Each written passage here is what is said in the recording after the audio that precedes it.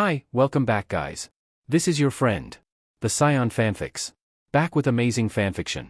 This is the series of What if Deku had Avian Mutation Quirk? Now before starting, please give this video a like and subscribe to the channel if you want more videos like this. Now let's get into the fanfic. Izuku did not understand anything, but that wasn't too uncommon, just concerning. He tore his gaze from his new avian ring, one that said, Falcon, 15, Tersal, height 166 centimeters, HPSC property. Just like a bird, liken it. Izuku looked around the room only to find that Akuma was not there, neither the branding guy. Something was wrong. Dad must have come to the same conclusion as he locked his gaze on the door, stood up, and cautiously peeked outside. He promptly slammed the door closed and covered his view with his wings, effectively stopping anybody from seeing him. Not a minute later, someone opened the door. He couldn't see them but he hoped they weren't too mad. "Oh dear, what are you two doing here? Go, I have been looking for you," she said, ushering them both from the room, but her tone not hating and blue-screening them for a second. How had she seen him? "I was informed that you will move out, so you have to pack everything from your room and tomorrow morning we will drive you to your new place," the woman continued, not caring about his thoughts. Which she had no way of knowing but sure. They both looked at each other before his dad slowly tucked his wings back. They soon followed the familiar path to their room, concern growing more and more when they saw another woman they didn't recognize. Had the president finally deemed them useless and was sending them to the lower floor? It happened to the assets who had too many punishments too soon, and they have been getting punished for almost 7 days straight. With a sigh, Dad opened the door and looked around, a little lost of what to do. They never had to move before, they have always been on the up floor, in the second to last actually. "Dad, we need to pack the nest first," sue him, but Izuku had priorities and that was the safety of their nest. "You're right, we can worry about the rest later," Dad agreed. Destroying their nest was painful, as if breaking their own skin. It was the only thing that was safe in this place, and now they had to pack it? All the fluffy blankets, pillows, and shiny things were carefully put in the boxes that were left outside their room. After doing it for some minutes, Izuku held up a shirt he had never seen. Sniffing it, he found no known scent in it. "Dad, whose shirt is this?" Dad turned around from the other side of the nest to see him, and his eyes went wide, or as wide as his piercing avian eyes allowed him. That's the shirt the HPSC provided me with. Your mother sent the day you were born," Dad admitted after a minute, making Izuku let out a strangled noise. "I have a mom?" It was stupid, but Izuku never thought that he had a mom. It was logical, but it never occurred to him. Dad corrected, Izuku hummed, not sad about it as he never got to know her. "Are you sad for her?" "No, I didn't know her. But I pity her path in life." They fell into silence, not uncomfortable but not comfortable either. What was she like? Izuku let his curiosity get the better of him. He was his dad after all, he won't punish him for being curious. "Green, very green," Dad chuckled. "I can't remember much, I was young when it all happened, but she had green eyes and green hair, with talons and some other features of a falcon. She didn't have wings though. The HPSC was hoping you would get my quirk and her immunity to fire. You did, and now we're here. I'm glad you're here." "I'm glad I'm here with you too, Dad," Izuku purred, pleased to see his dad okay. "We should go back to packing." "Yeah," Dad let out a puff of air and went back to work. They didn't pack the shirt. The nest was finally done, or well finally packed away fully. Now they had to decipher what more was in this room. They never explored it much. Dad packed their laptop, which was for work only, and put his phone in his pants pocket. And that was all they could think of that wasn't clothes, which they didn't have much. Hero uniform? Check. School uniform? Check. Training uniform? Check. The only 2 changes of clothes they both had, which consisted of a pair of pants with 6 pockets and a shirt, while the other was a fluffy sweater with equal fluffy pants? Check. And now what? They only filled 3 of the 8 boxes they were provided. Will they punish them for not using them all? A knock on the door brought them back to life. "It's time for dinner," a cherished but loud voice called. Was it 8 already? They rushed to the door. They needed to get some food before another asset got theirs. Luckily, they were in time to get their dinner and retreat. Dinner today was a bit different, too many things to eat fully. They were surprised to see that there was still food left when they felt full. When a handler came to get their plates, the woman was concerned out of all things everything. "What the F is wrong with everyone? Has someone died? Oh, there must be someone who is not from the HPSC seeing everything for the media or something. They must act good. It wouldn't be the first time it happened and they're sure it will not be the last." That night, they slept seated for the first time in a while, not daring to touch the bed and just cuddling in a corner. Why had they not received a mission yet? It had been 6 days, maybe because they were in the training phase? They were woken up by another woman. Why were there so many females in the building out of nowhere? Sorry to wake you two up like this, but I was informed that it's time to go. Some guys already put your boxes in the car. Panicking a little, both son and dad rushed to get out before they could do something to their nesting material. Wait, drive? They didn't need a drive to get down. They thought about that too late, as the car they rushed into finally went into motion. Are they going to be discarded? No, it can't be, too much trouble just to kill them, and they were the N-2 and N-10 hero. How to explain that to the city? To Japan? It wasn't until someone opened the car's door that they realized they were out of it. And both Kigo and Izuku blanched when they saw the UA in front of them. Had they been sold? There weren't words to express how relieved Shouta was when a HPSC car dropped Hawks and Falco. Even though he, logically, knew they were coming, it was still relieving. Though both heroes looked so confused it was comical. They were looking at him, then at the building, then at the whole Class 1A, then back at him. Shouda's sure he heard Hawks say, "What the hell is this?"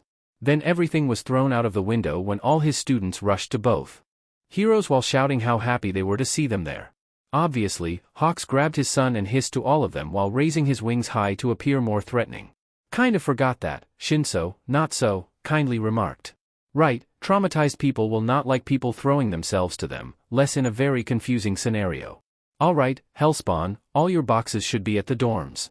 I will show you the way there from here as everyone will walk from the dorms to UA from here on," he told them in his most bored tone, already walking away for them to follow. Effectively redirecting their attention. Surprisingly, when they got to the dorms, everyone was on his tail. To an outside perspective, it looked like ducklings following their mom. To Shouta, it looked like a living headache.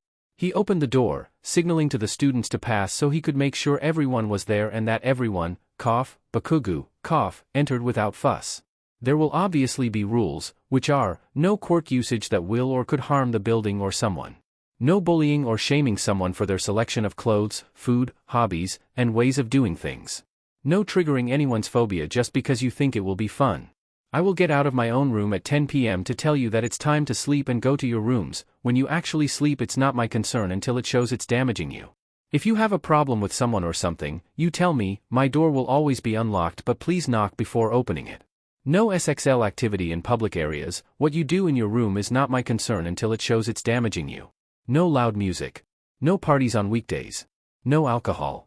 No drags. No smoking. Food and housework will be distributed in equal parts. And most importantly, get along and respect each other. You will live like this until you graduate. Shouta finally took a breath. Any questions? Mina. You mean you will live with us? Yes, me and my husband will live in the first room of the first floor. Bakuga. Are there any air conditioning installed in the rooms? Yes, and heaters too. Falco. When do the training hours start? And what kind of punishments are there? Training hours are at class hours or in your free time before dinner.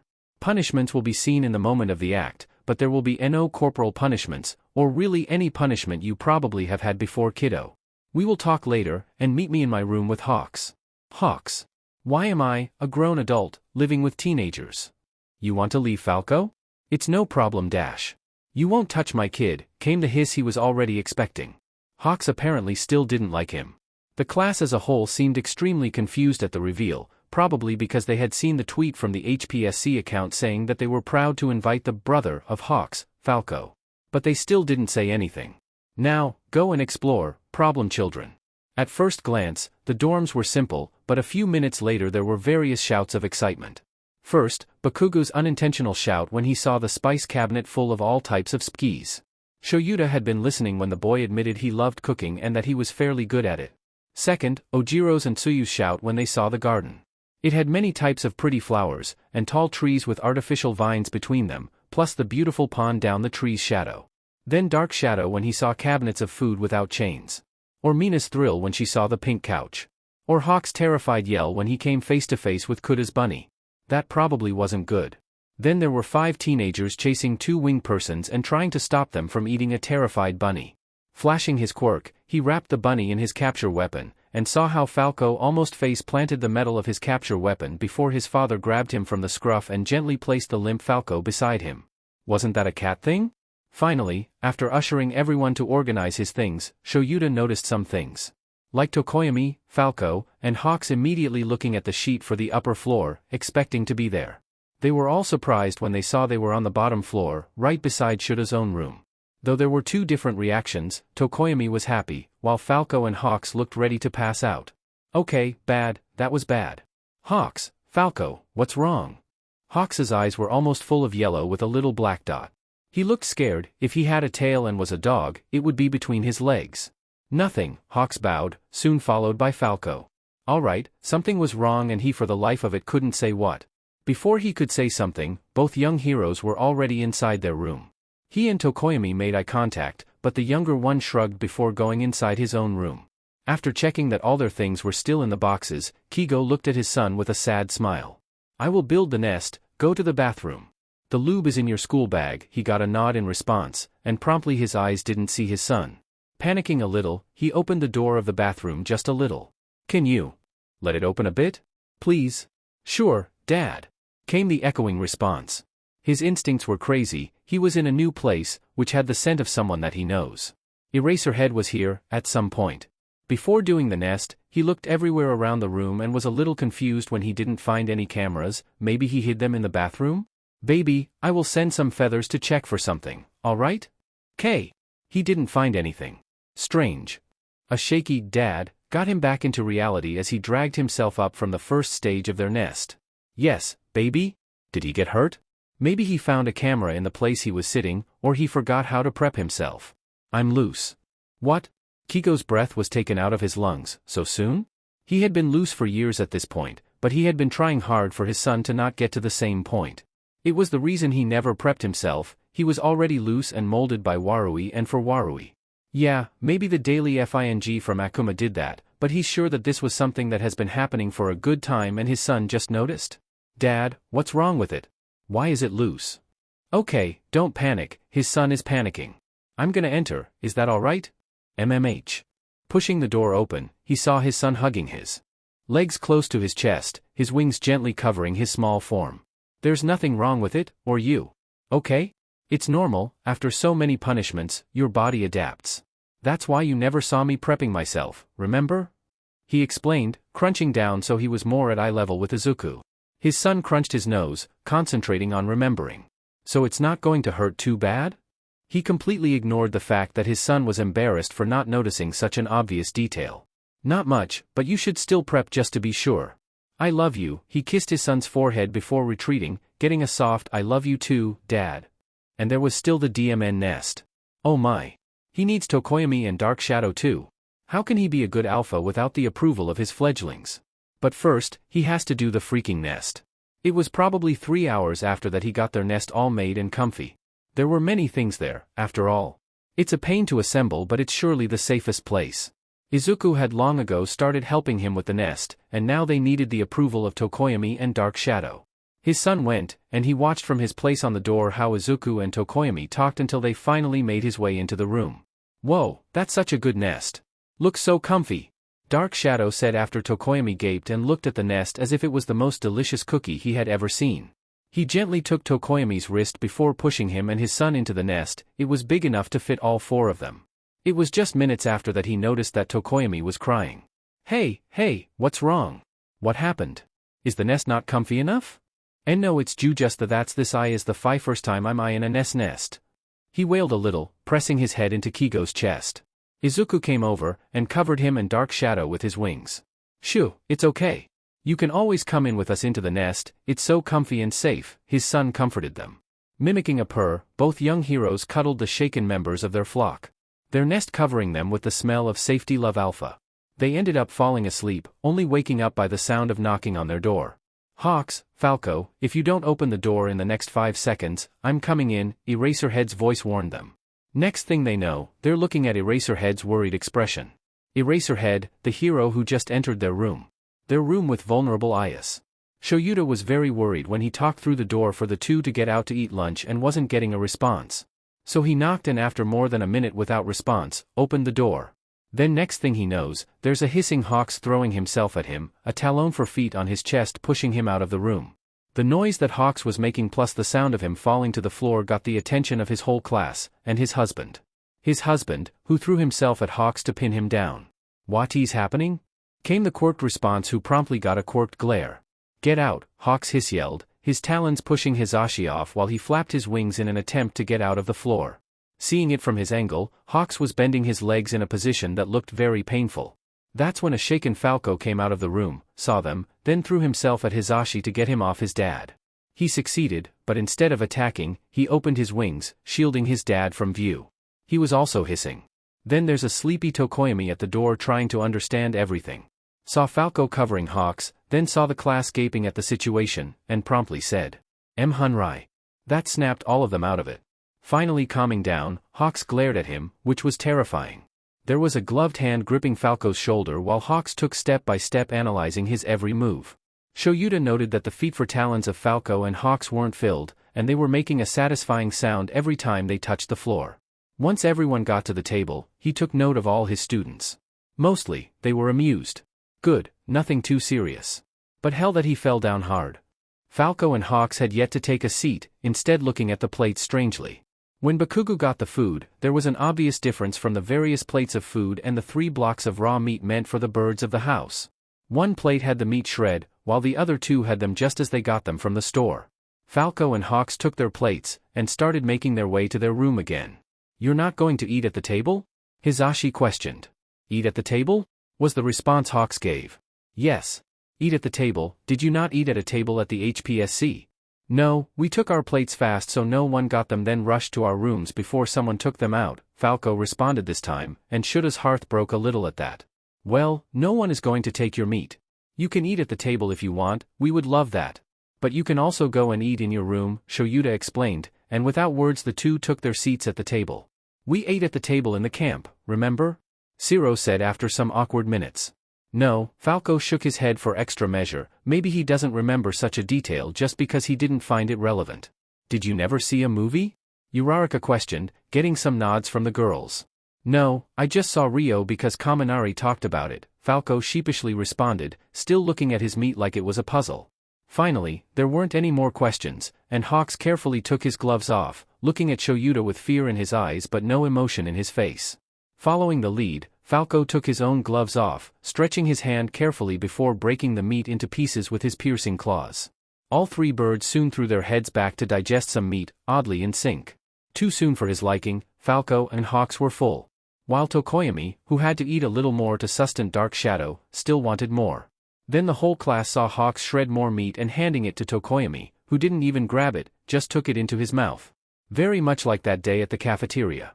After some more times, Falco chirped something to both birds, which was probably a slow down, as they went a little more slowly with everything.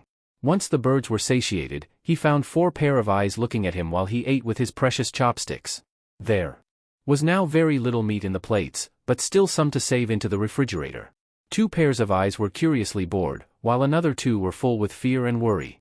Tokoyami finally excused himself, but chirped something to Hawks, who nodded. How he would love to understand this cursed language. Every chirp sounded almost the same for Kami's sake. Izuku was looking at Handler, he knew that, but he didn't see Handler. The one that said that he could eat all he wanted. No, he saw a Handler. One that would probably get mad he's wasting meat. He was glad he prepped himself, he sure will need it now. "Can I go to your nest?" The question wasn't meant for him, so he didn't respond to the chirp. Dad nodded, chirping back a, "You're always welcome." He wanted to follow Tokoyami's lead so badly and take a good nap.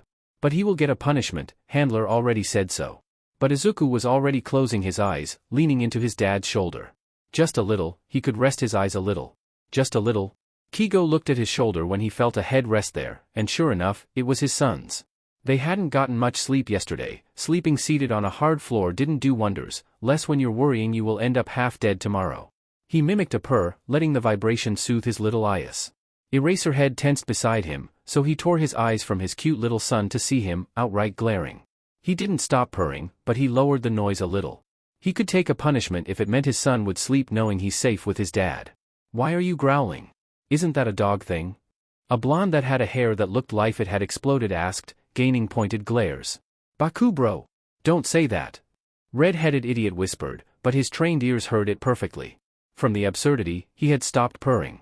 Taking a breath, he let out a growl, and some of them jumped at the sound. "That's a growl," he explained to the kid, then purred a little. "That's a purr." Oh, the blonde kit said, then nodded and went back to eating. A curious kitty.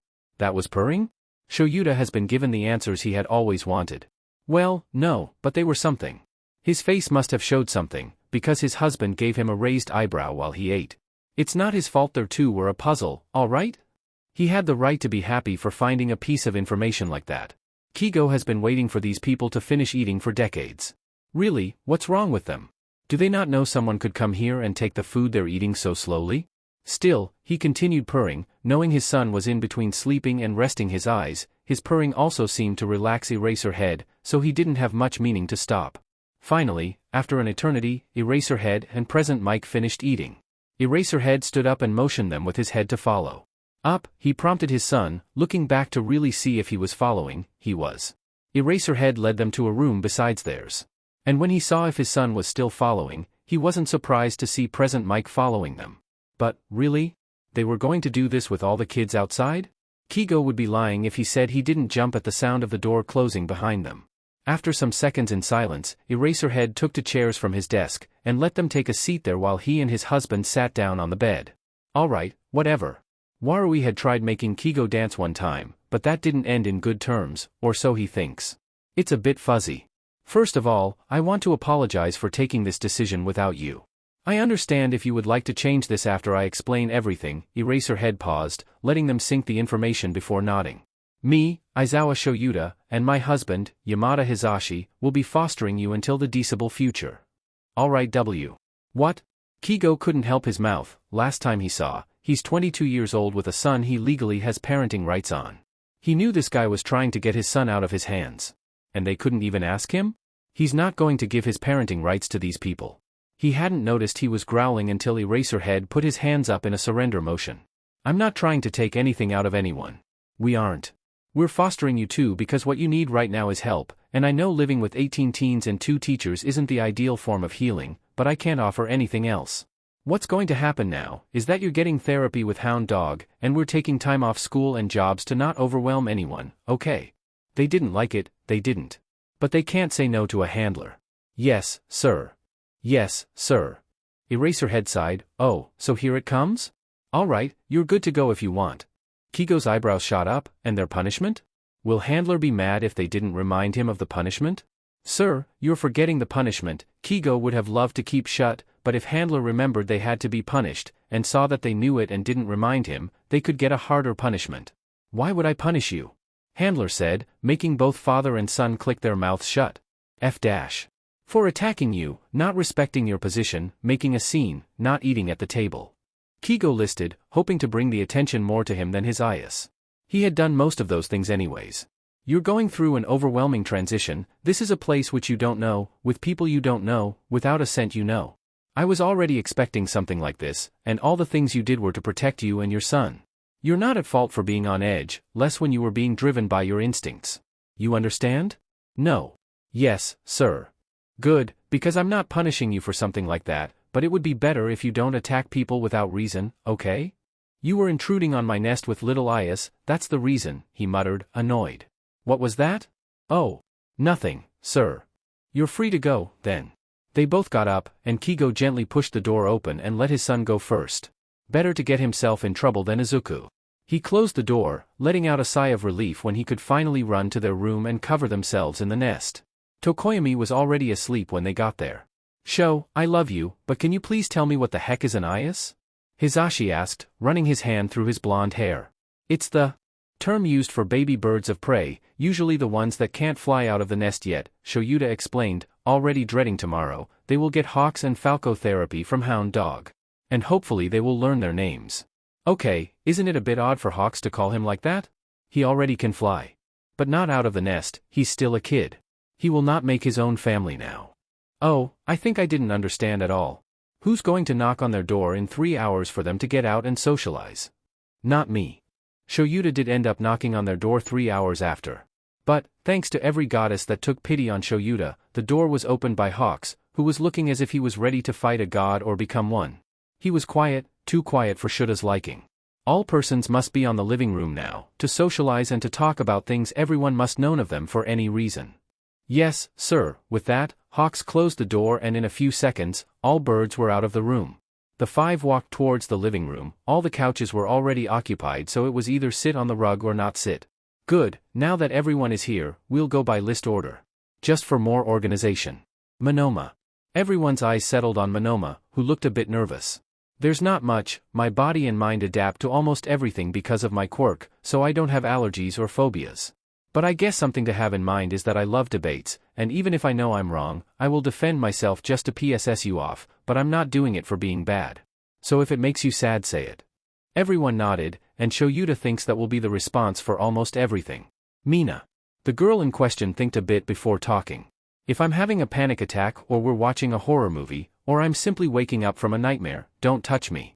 My subconscious segregates acid to defend myself, so you would end up with less flesh than before if you do. Other than that, I would say I have nothing more to offer. Alright, Tsuyu. I hibernate when the temperature is too cold, straightforward, okay. Uraraka. I may float when asleep, cause I touch myself with all 5 fingers. I usually sleep attached to the bed with soft HNDCFFS, but if I fall asleep while watching a movie I will probably float. Ojiro. I'm terrified of snakes, even just a photo of it. Kaminari. I sleepwalk sometimes, and my hair glows when it's dark. If you see me sleepwalking, don't touch me or try to wake me up. Kirishima. My teeth will fall off every 2 weeks. Don't panic if you see a pointed tooth fall off my mouth, it just happens. Kuda. Kuda ended up signing I have anxiety, and my bunny is a service animal. Don't pet him while on service. Satu. Nothing I can think of. Shuji. Sometimes my arms will produce some eyes or more arms while I'm asleep. Just saying for you to not panic. Jairu. Men that touch me, men that lose an arm. Ciro.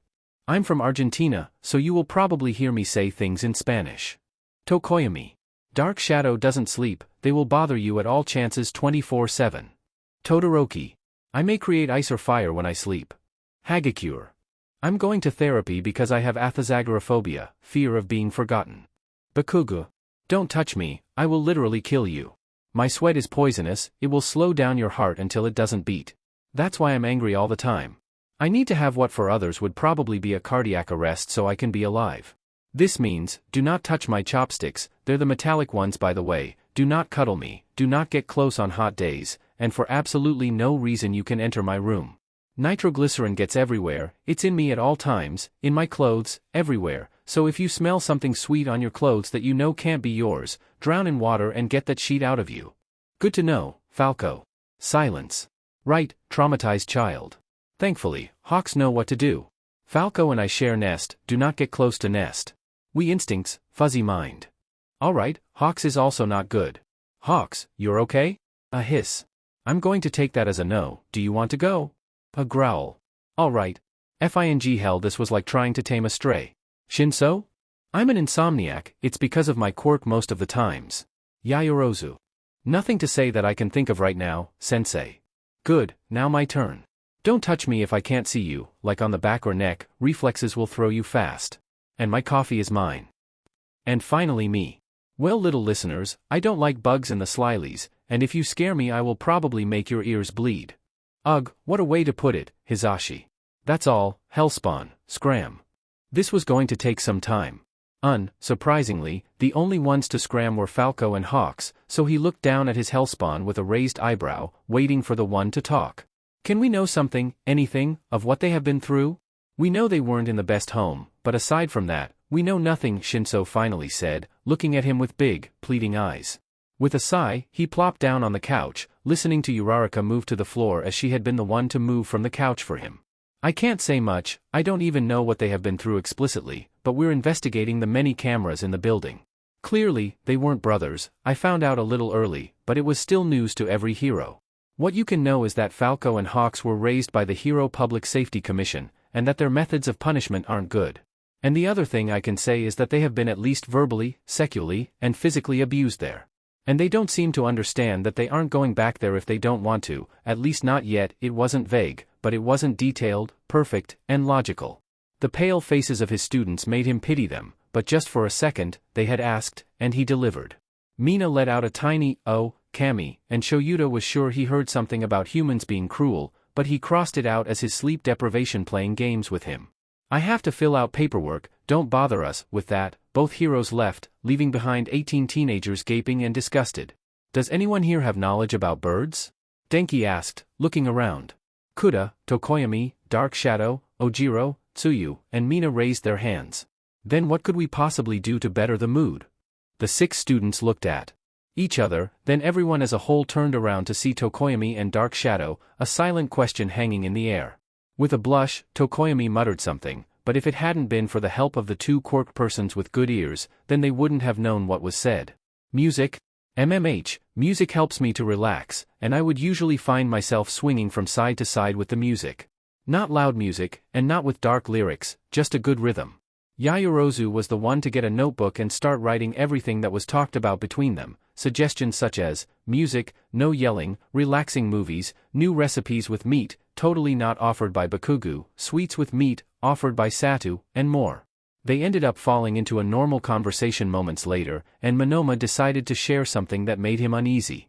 Monoma has investigated the human mind and body, something he did for his quirk and because he found it rather interesting. Have you guys noticed that Falco and Hawks are too close? The question made some pause, because what was wrong with that? I think I'm talking for everyone when I say we would have snapped something to our parents if they were here for so long, and the fact they share a room. I don't see anything out of the norm, Mina said, getting some hums and nods in agreement. Teenagers' hormones make us freaky, all following? Nods. Okay, well, our biology has evolved for us to snap and drift away a little from our parents so nothing freaky happens, it's normal, and while good parents get their child to continue talking and not be traumatized, the teen will usually want privacy and just get away from their parents. So I find it odd that Falco hasn't even come out of their shared room to breathe. Silence, tense, awkward. Then Shinso stared straight into Monoma's eyes and said, "Would you turn your back to the only person who has ever shown you love?" That was a low blow. But Tokoyami said something more, and that made both parties pause. Falco's still a fledgling, I am too. We need Alpha to take care of us, or we die. What are you? In a shitty Omegaverse? What the F do you mean with Alpha? Bakugu snapped. It was kind of funny how even Bakugu knew about the Omegaverse. I may remind you that the Omegaverse is based on our fauna's biology, most explicitly, wolves. Alpha is the one with the highest rank in a dominance hierarchy, a leader of a certain group or pack. This was applied to humans, and since we are animals, it isn't too far away from our own nature. Oh, alright, maybe Tokoyami wasn't kidding. What if instead of fighting each other, we looked out for foods to make? I wouldn't be too happy when all I get for dinner is a chunk of meat without care put into it, Tsuyu suggested, earning an indignant, "Ha!" from Bakugu. Denki slipped away without being noticed by the group, or so he thought, but a pair of purple eyes tracked his moves, walking quietly to a certain room. Knocking, he was welcomed with the face of Hawks, looking at him curiously and sniffing, but he wasn't going to say anything about that. He muttered a quiet, "Can I enter?" and the door gently opened more for him to pass. Inside, he saw Falco sticking his head out of the mess of feathers on a nest, which honestly looked hilarious for him. His hair was as messy as his father's, and he was quickly recollecting himself from the various feathers. Denki just now noticed that Hawks didn't have his red wings. And the nest sure looked comfortable. Falco stuck out a hand towards him, so he took it curiously after some steps forward, and he was jailed down. He practically crashed into the nest, but it was so comfy that he didn't particularly care. "Why are you here?" Falco said, almost purring. He seemed different than always. "I wanted to see you, if it were possible." Denki himself would be purring. "And why's that?" Denki jumped at the voice of Hawks, who dipped the nest while he made himself comfortable. He felt a pair of arms snake themselves onto his waist and hold there, then Falco did the same, and now he was being squished by the two. Denki didn't mind much, it was warm, and they weren't squeezing hard, just enough for Denki to know they were there. "I didn't want to listen to the others," he admitted, burying his head into Falco's chest. Said person hummed, deep and rich. They didn't say anything more, just holding each other, making Denki forget his thoughts about a certain father who would throw glass bottles at him for not being enough. It was when he started to doze off that he heard the door open. He didn't twitch, just unconsciously listened to the new sound. "Is that Kaminari?" A new voice said, familiar, "Tokoyami?" It didn't matter to his sleepy brain.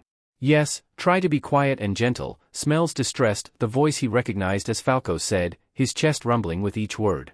The nest dipped under the new presence's weight, and he felt a warm pressure on top of him, though he wasn't suffocating, so his sleepy form decided that nothing was wrong and went back to doze off. Later, Hitoshi decided to check on the many people he saw go into the same room, and he would be lying if he said he didn't coo over it and take a few photos of the literal pile of people inside a huge nest. He gently closed the door after, happy with the new photos and the fact that Hawks and Tokoyami had forgotten to lock the door. "Guys, I got a photo," Hitoshi declared to the people still in the living room, which were everyone but Kuda. Mina instantly got up and demanded to see it. The photo was not of the best quality, so sue him and his dozen of brothers, but it was understandable. You could see Kaminari's head on Falco's chest and that Falco and Hawks were hugging Kaminari, and then they have Tokoyami, who's partly on top of Kaminari and on top of Hawks, with dark shadow lying on their heads. It was all in all super cute. Hitoshi may as well print it when everyone is comfortable with everyone. Still, he saved the photo in his favorites, glad to have taken it. And he's now a little jealous, not sorry, but that nest looks comfy as hell. After 5 hours, everyone, including their teachers, was getting a little worried. Neither of the persons in the room had come out, except for Dark Shadow, who took some water and headed back inside. It was time to get dinner, and currently everyone was trying to get a decision on who would wake them up for dinner. Nobody wanted to end up like Aizawa. Eventually, Katsuki got tired from all the yelling, took his knit-tight gloves, and went to get the extras out. He knocked, like a normal person, and heard someone moving around until Birdbrain opened the door. "Tell the others it's time to dine, all of you slept the whole day." Surprisingly, dinner went well. The only inconvenience was Angry Bird and Big Bird bolting into the room to get their plates and go to their room yet again when they remembered that they didn't need to do that anymore. Katsuki didn't dwell much on anything and went to sleep at 8 like always. Everyone else can F themselves and their stupid mental clock. Shouta was surprised when the first thing he saw while he was making his morning coffee was Hawks and Falco looking at him with so much fear that it shocked his core. They were sitting on the floor, right in front of the crystal door that led to the garden. Then Shuta's mind went, when was the last time they got to fly without being in training? It was shocking how he just saw that he had basically planned to keep them inside like caged animals. He hadn't thought they needed to fly regularly, but it was just like letting your dog out in the morning. Sighing, he tore his gaze from the still frozen persons. "Why did you always refer to them as birds, Shouta? They're still human," and took his coffee in hand. Turning around, he noticed that they had yet to move. Without saying a word, he walked towards them, ignoring how Hawks slowly tucked his son towards himself. When he was beside them, he just opened the door, letting the morning breeze wash over him, hearing the birds sing outside. "If you want to fly, do it," Shouta said and went to sit on the sofa. He watched by the TV's reflection how Hawks looked at him, then at Falco, then at the trees outside. With glee, he watched them stretch their wings before taking flight, but not before turning around to see him one last time. Shouta felt so glad that they hadn't thought it was a trap. Shouta turned around to see through one of the many windows, and he could see Hawks and Falco gliding in the air with smooth movements, though sometimes they seemed a bit sloppy, especially when they tried to turn to the left or right. Odd, are they hurt? It may have been a few minutes of seeing them practically dance in the air when he noticed most of the class were trickling in. Most of them were doing the same thing as him, observing them fly. That was until Tokoyami ran into the garden and started climbing a tree. He was, surprisingly, doing it as well as a monkey, and then it clicked to Shouta that Tokoyami had yet to practice flying. Next time he blinked, Tokoyami was in one of the vines that connected two trees, looking happy.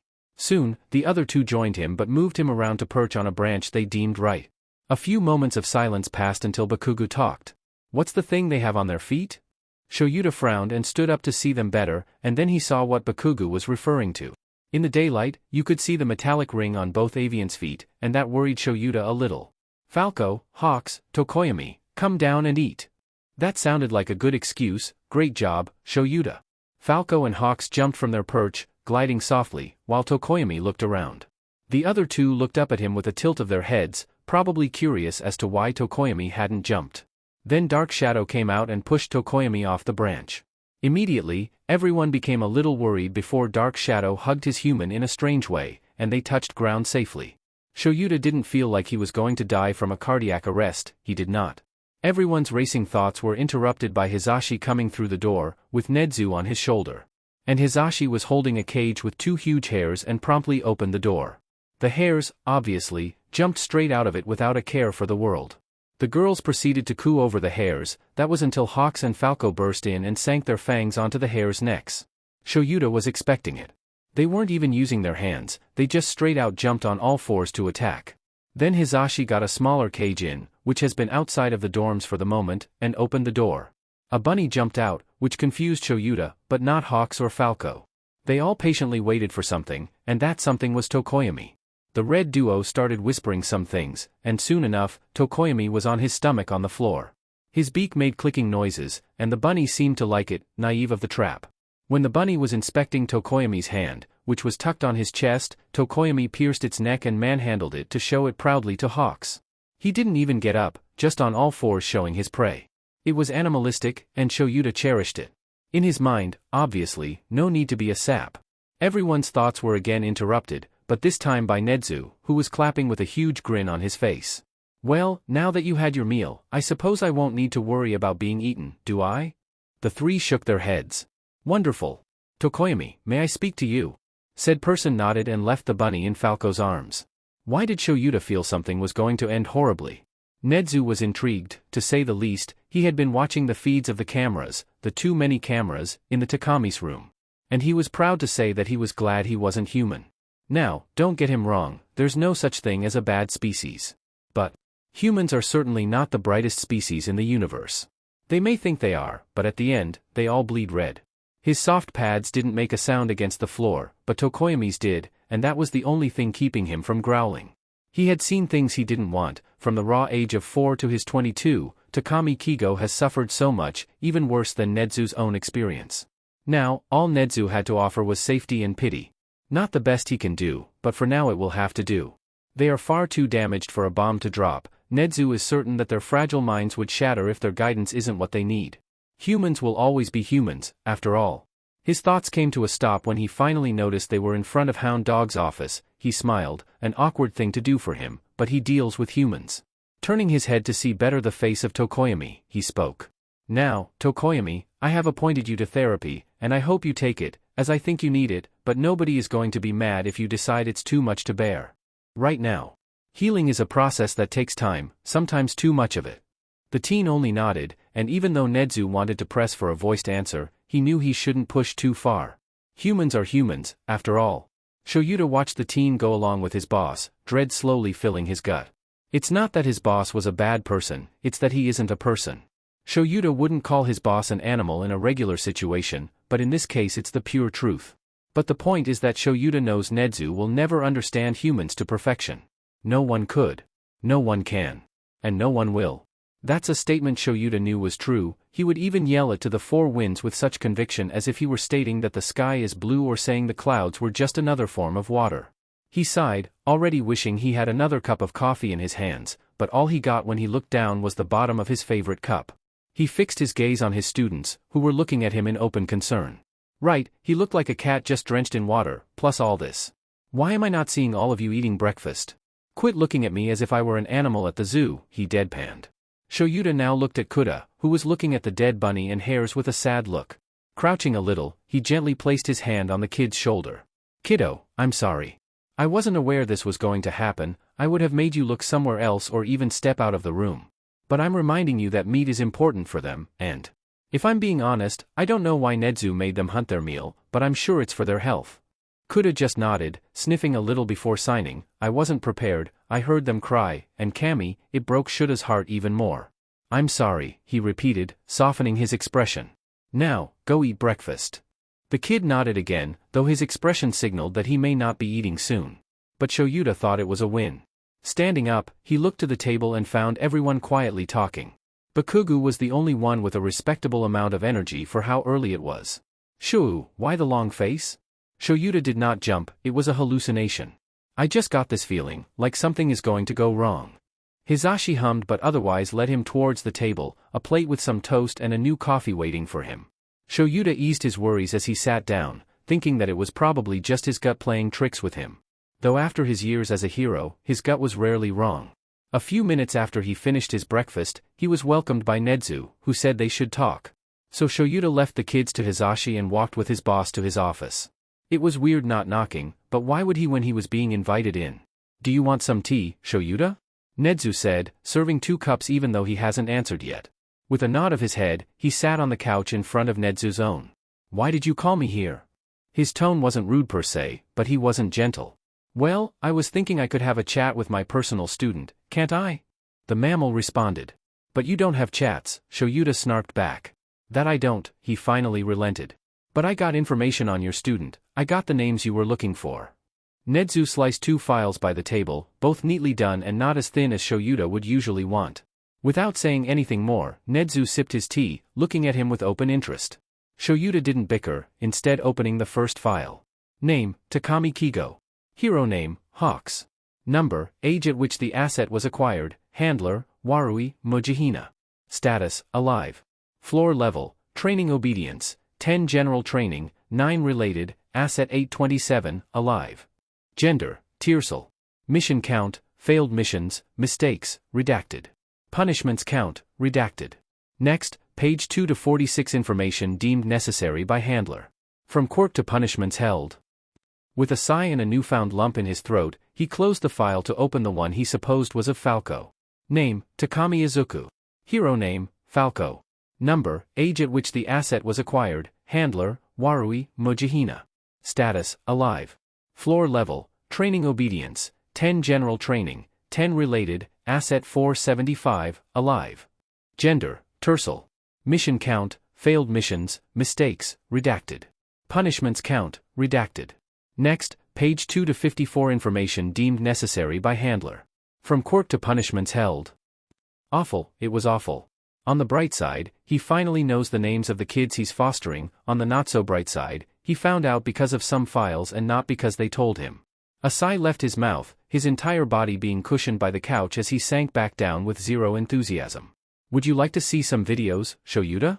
Nedzu asked, redirecting his attention to something worse. Yeah, he croaked before reaching for his cup of tea. It seems he did need it after all. After a few videos that made his stomach curl in that painful way, he got a call, spooking both of the occupants in the room. Taking a few gulps of his 5th cup of tea, Shouta cleared his throat to respond to the call, which was from his husband. What? He started, but the voice of Hizashi cut him off. They are crazy. Drag your butt back here, Shouta, don't bite me. The call shut off, and Shouta sighed before looking at the window of his boss's office and clutching his capture weapons in his hands. He didn't think much before jumping off the window, his capture weapon wrapping around a tree before letting him quickly get down for him to start running.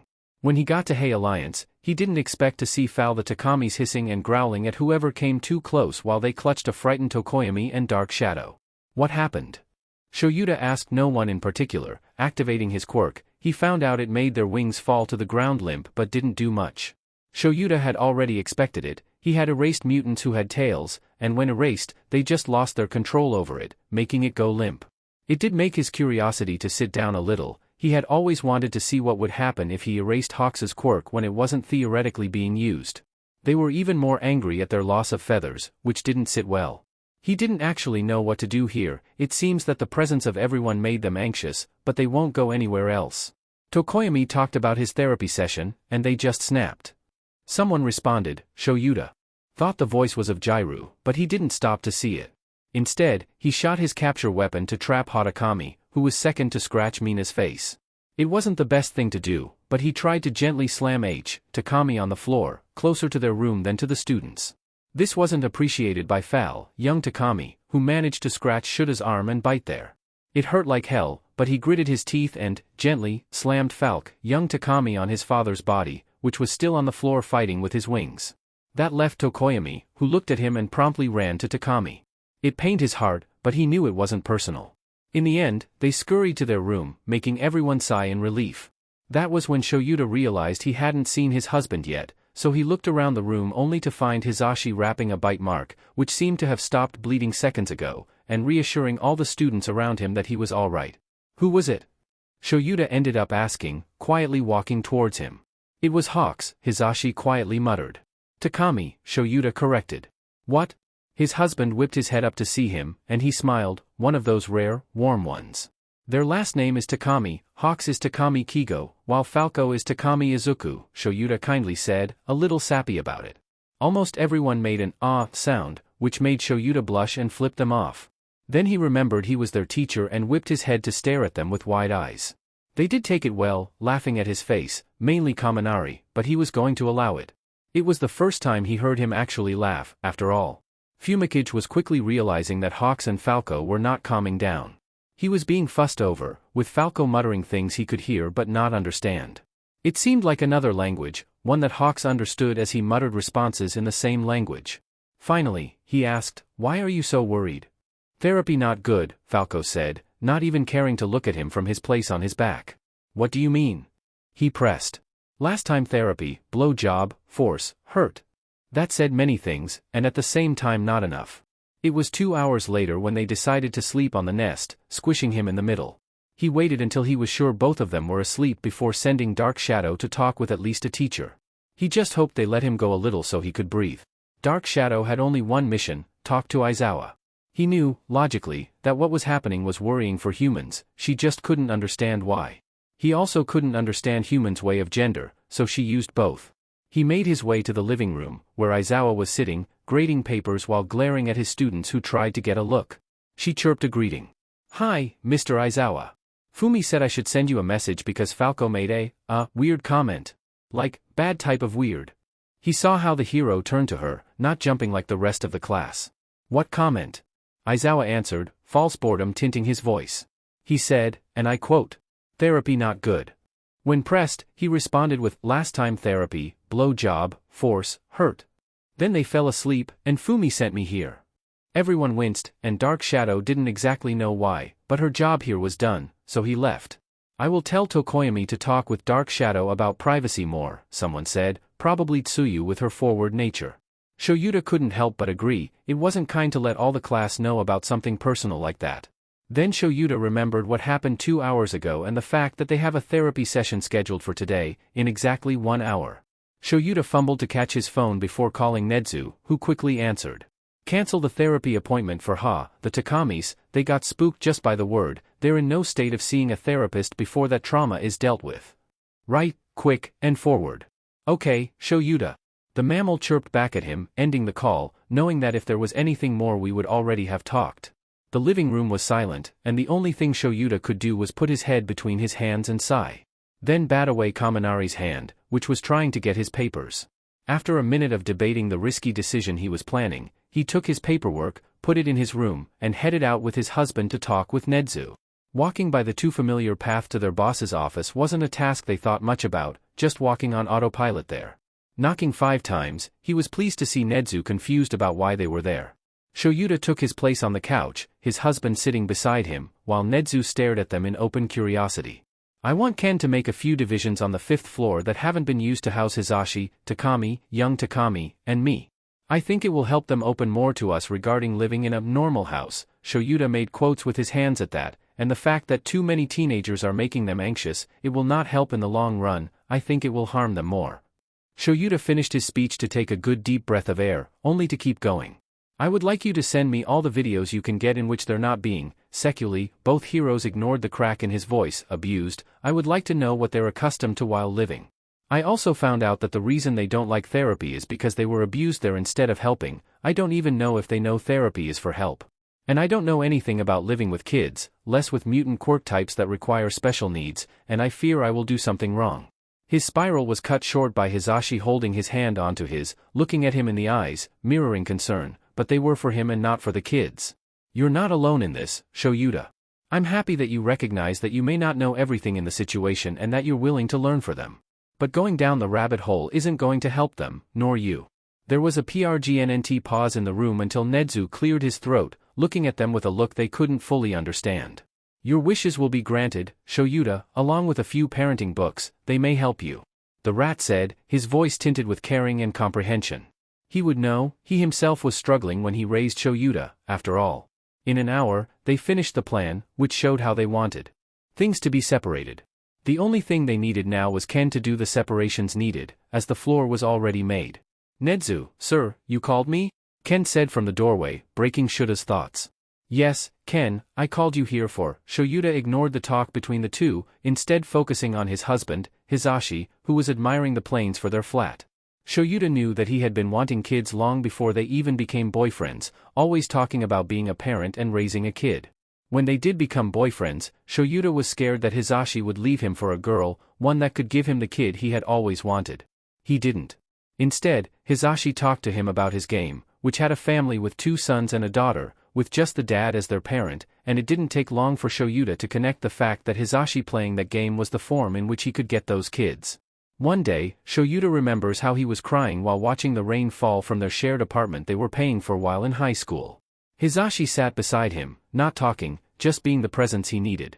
They were still young for kids, they both knew, but it didn't matter at the moment. I can't give them to you, the younger Shouta said, not looking at Hizashi. What are you talking about, Moonshine? Hizashi asked, talking for the first time since he came from work and sat beside him. I can't give you kids, I'm not a girl. Shouda's voice broke, a sob escaping him. He was terrified of the thought that one day Hizashi would leave him in the shadows for a woman with the kids he will never give. But you don't like kids, Shouta, and I can live with that. I do like kids. Shouda's trembling voice elevated from their previous tone, desperation creeping in. But you always said that you wanted to have kids. I'm not a girl, I can't give them, I can't. Oh, Moonshine, you misunderstood. Hizashi said gently. Come on baby, see me? Please? Shouta didn't budge until Hizashi's hand redirected his head to see him, and Shouta could only see the fondness in those greenish-yellow eyes he always loved. Another sob broke their thoughts. I do want kids, with all my heart, but I don't care if they're not biologically mine. Adoption will always be an option, Moonshine. I'm not leaving you just because you're a boy. I love you. I love you too. And the dam broke, Shouda's head fell onto Hizashi's chest, sobbing. This time, he sobbed by the relief and the fact that his worries were just him overthinking. One of his rare, fond smiles showed itself on his face, and Shouta knew Hizashi was going to amuse himself with how much of a sap he could be sometimes just by the look he gave him, but this time it didn't matter. Kigo woke up to knocking at the door. Confused, he stood up to answer the door, looking back at the nest to see his son peacefully sleeping. When he opened the door, he froze. In front of him was Handler, their handler, the one he tried to scratch, the pro-baby, husband of the one he bit. Oh, Izuku had scratched Handler and bitten him. Instantly, alarms fired in Kigo's head, but he pushed them down. Why are you panicking, my boy? Warui said, his voice mocking as he held his wings hard from the base, pushing more into him, his weight crushing Kigo's small body. Izuku was 1 year old, and he had scratched Warui, so now Kigo is just praying that the man in him will ignore his son, who was sleeping in his crib. Kigo moved his head from the way it was being pushed into the mattress and looked at his son, a tear escaping him. Why aren't you miming like the where you are? Huh? Warui's voice taunted. He didn't want to wake up Izuku, not yet. He quickly bowed, looking up and seeing Handler, who had an odd expression. I wanted to talk to you, follow me. Handler said, instantly going for the stairs. They walked up the stairs until they reached the 5th floor, and when they reached a small base at the end of the stairs, he noticed that it had a door. Handler opened it, holding the door for him to pass. Inside, it didn't look like the other floors, with various doors that led to more rooms. No, it looked different. Handler quickly passed him and led him to a door, which was open, but there was nobody inside. There was almost nothing inside, just 2 beds. Oh. 4 persons, 2 beds. Oh.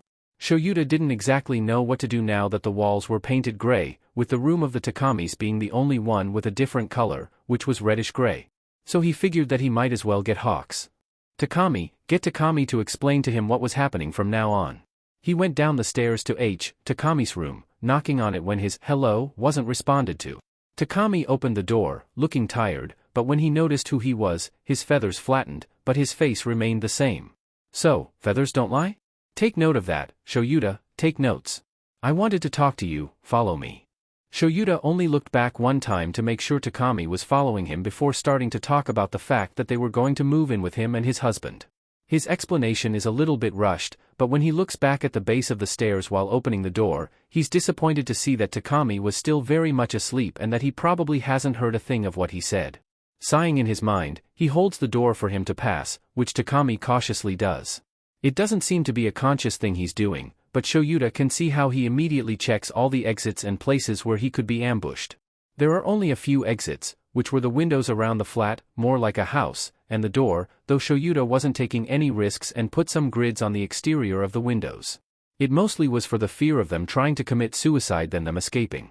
Shouta's no fool, and he knows most humans with animal quirks prefer leaving their humanity behind to escape and be one with their animal. It's more common in transformation quirks, but the chances aren't unheard of. Shouta leads Takami to his room, shared with young Takami, of course. When they went in, Shouta was confused when Takami's feather flattened, looking at the 2 beds with what looked to be horror. But he chalked it off as him being the one to cause the fear. Walking slowly, he made his way to a bed and sat there. There wasn't any furniture that wasn't the beds for now, as they needed to move said things from their room, so he wasn't able to sit on a chair. He patted the bed, signaling Takami to sit. Takami made his way there, moving his wings out of the way to face him. His feathers haven't fully puffed, but they aren't as flat as before. Shouta opened his mouth to talk, but Takami beat him to it. Please keep him out of this, please. I can take it. I can take both if that's what you desire, please leave him out of this. I'm sorry, I swear I will not do it again, but please leave him out of this. I can tell him to not do it again after. His voice was desperate, and now Shouta was seeing Takami on his knees, his wings limp, and begging him to do what Shouta would suppose as fing him in exchange for not fing his son. Shouta is sure he has something stuck in his throat, as when he wants to talk, his voice feels forced, but he has a question, and that's what he blurted first instead of saying he wouldn't punish them like that. What do you mean you can take both? Shouta was pretty confused by that. There was a flicker of something in Takami's eyes, and Shouta is sad when he recognizes it as hope. You and your husband, I can take both of you, but please leave him out of this, please.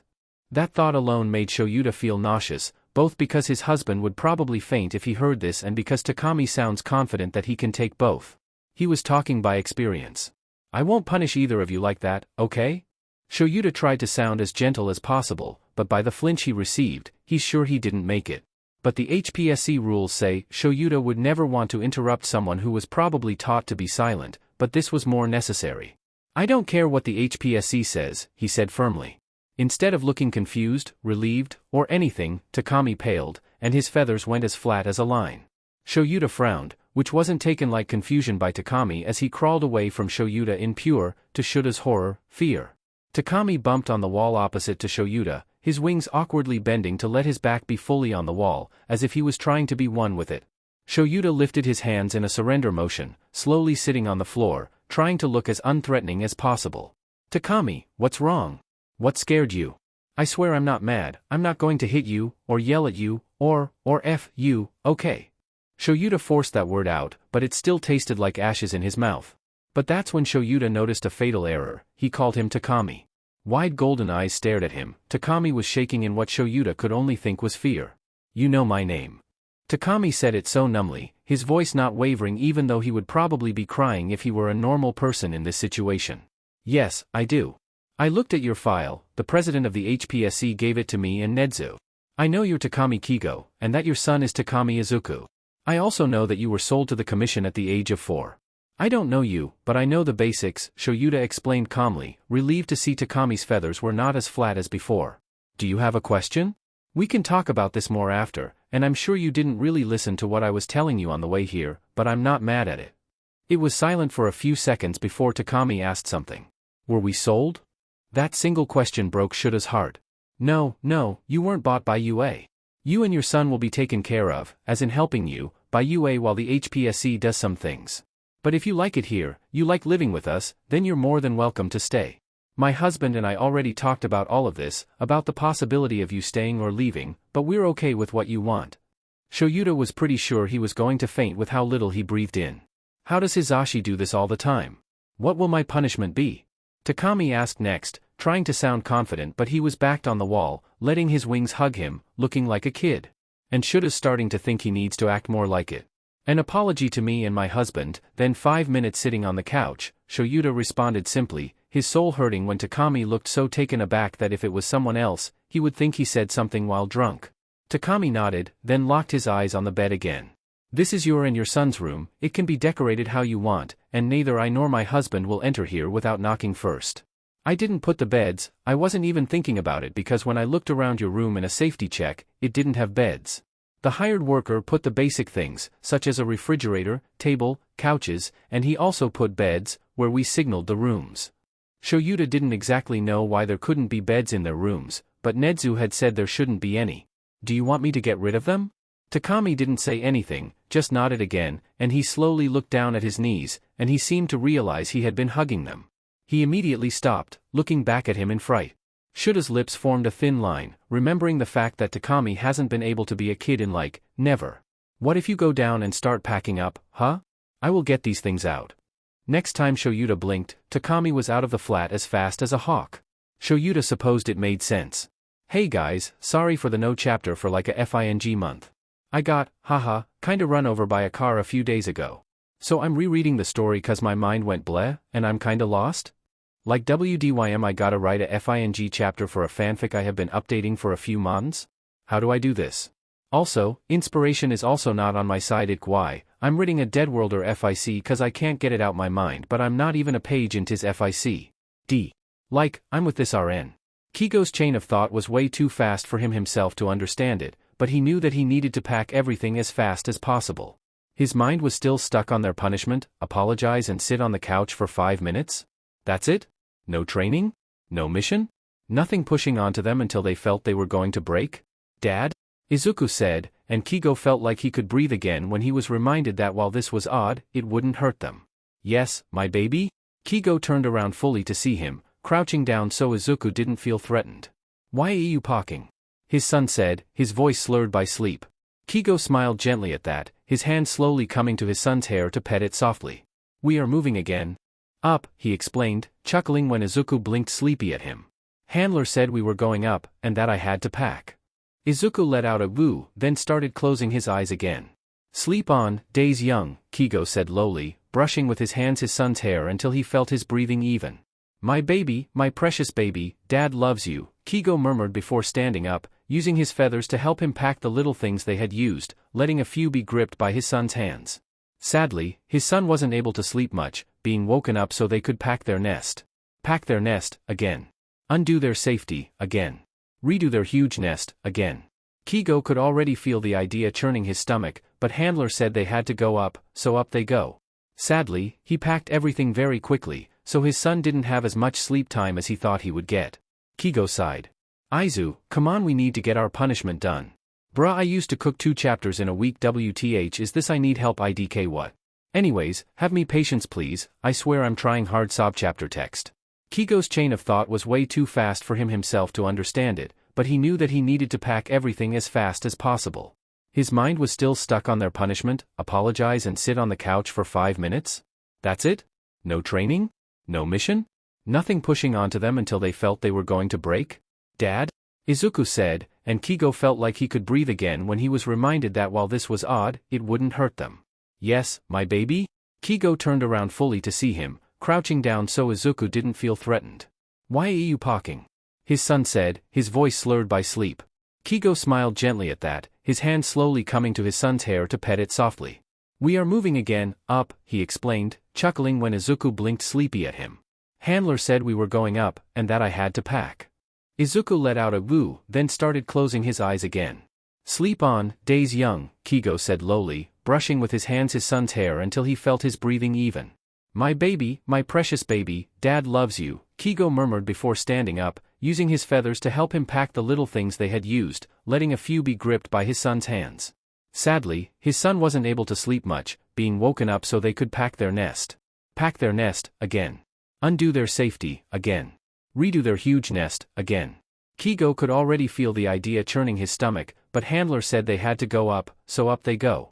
After some seconds of thinking, Kido decided to leave the nest be for now. His son wouldn't be able to sleep calmly while he was undoing the nest, after all. With nothing more to pack, he went to wake up his son.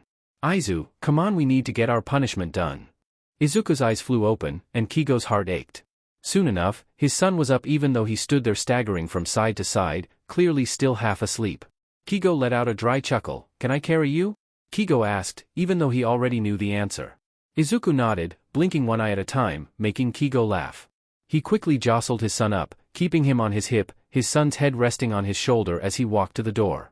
Unsurprisingly, all the students looked at them curiously when they stepped into the common room, and Kigo decided to welcome back the feeling, his gaze studying them as best as he could while keeping his son secure.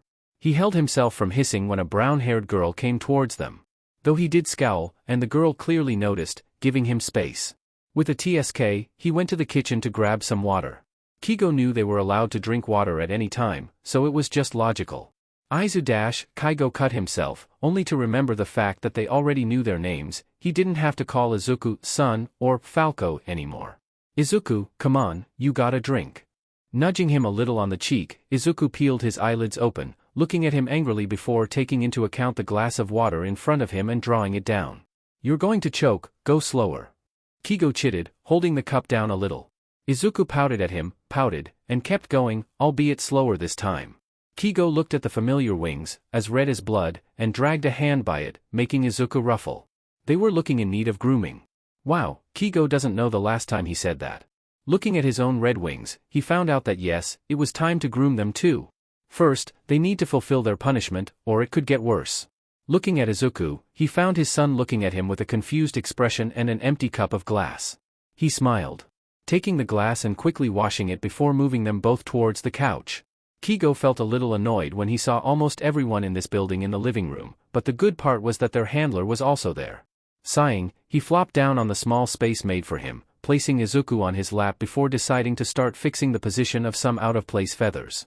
Izuku purred contentedly at the feeling of gentle hands on his wings, preening the feathers softly. 5 minutes passed rather quickly, with Kigo running his hand up and down his fledgling's wings. It soothed them both, and Kigo was very happy about that. He then decided to take care of the most hidden feathers in his son's hair, so he started rummaging for any pin feather or uncared of feather. Izuku was goo when Kigo finally got his hands on some pin feathers, cracking them open with little to no force, and Kigo just knew there were people watching. He felt their eyes on them, felt the judgment, felt the disgust. Or, at least, that was what Takami felt. Little did he know it was mostly awe and curiosity. The 5 minutes are done, with 3 minutes extras, Takami.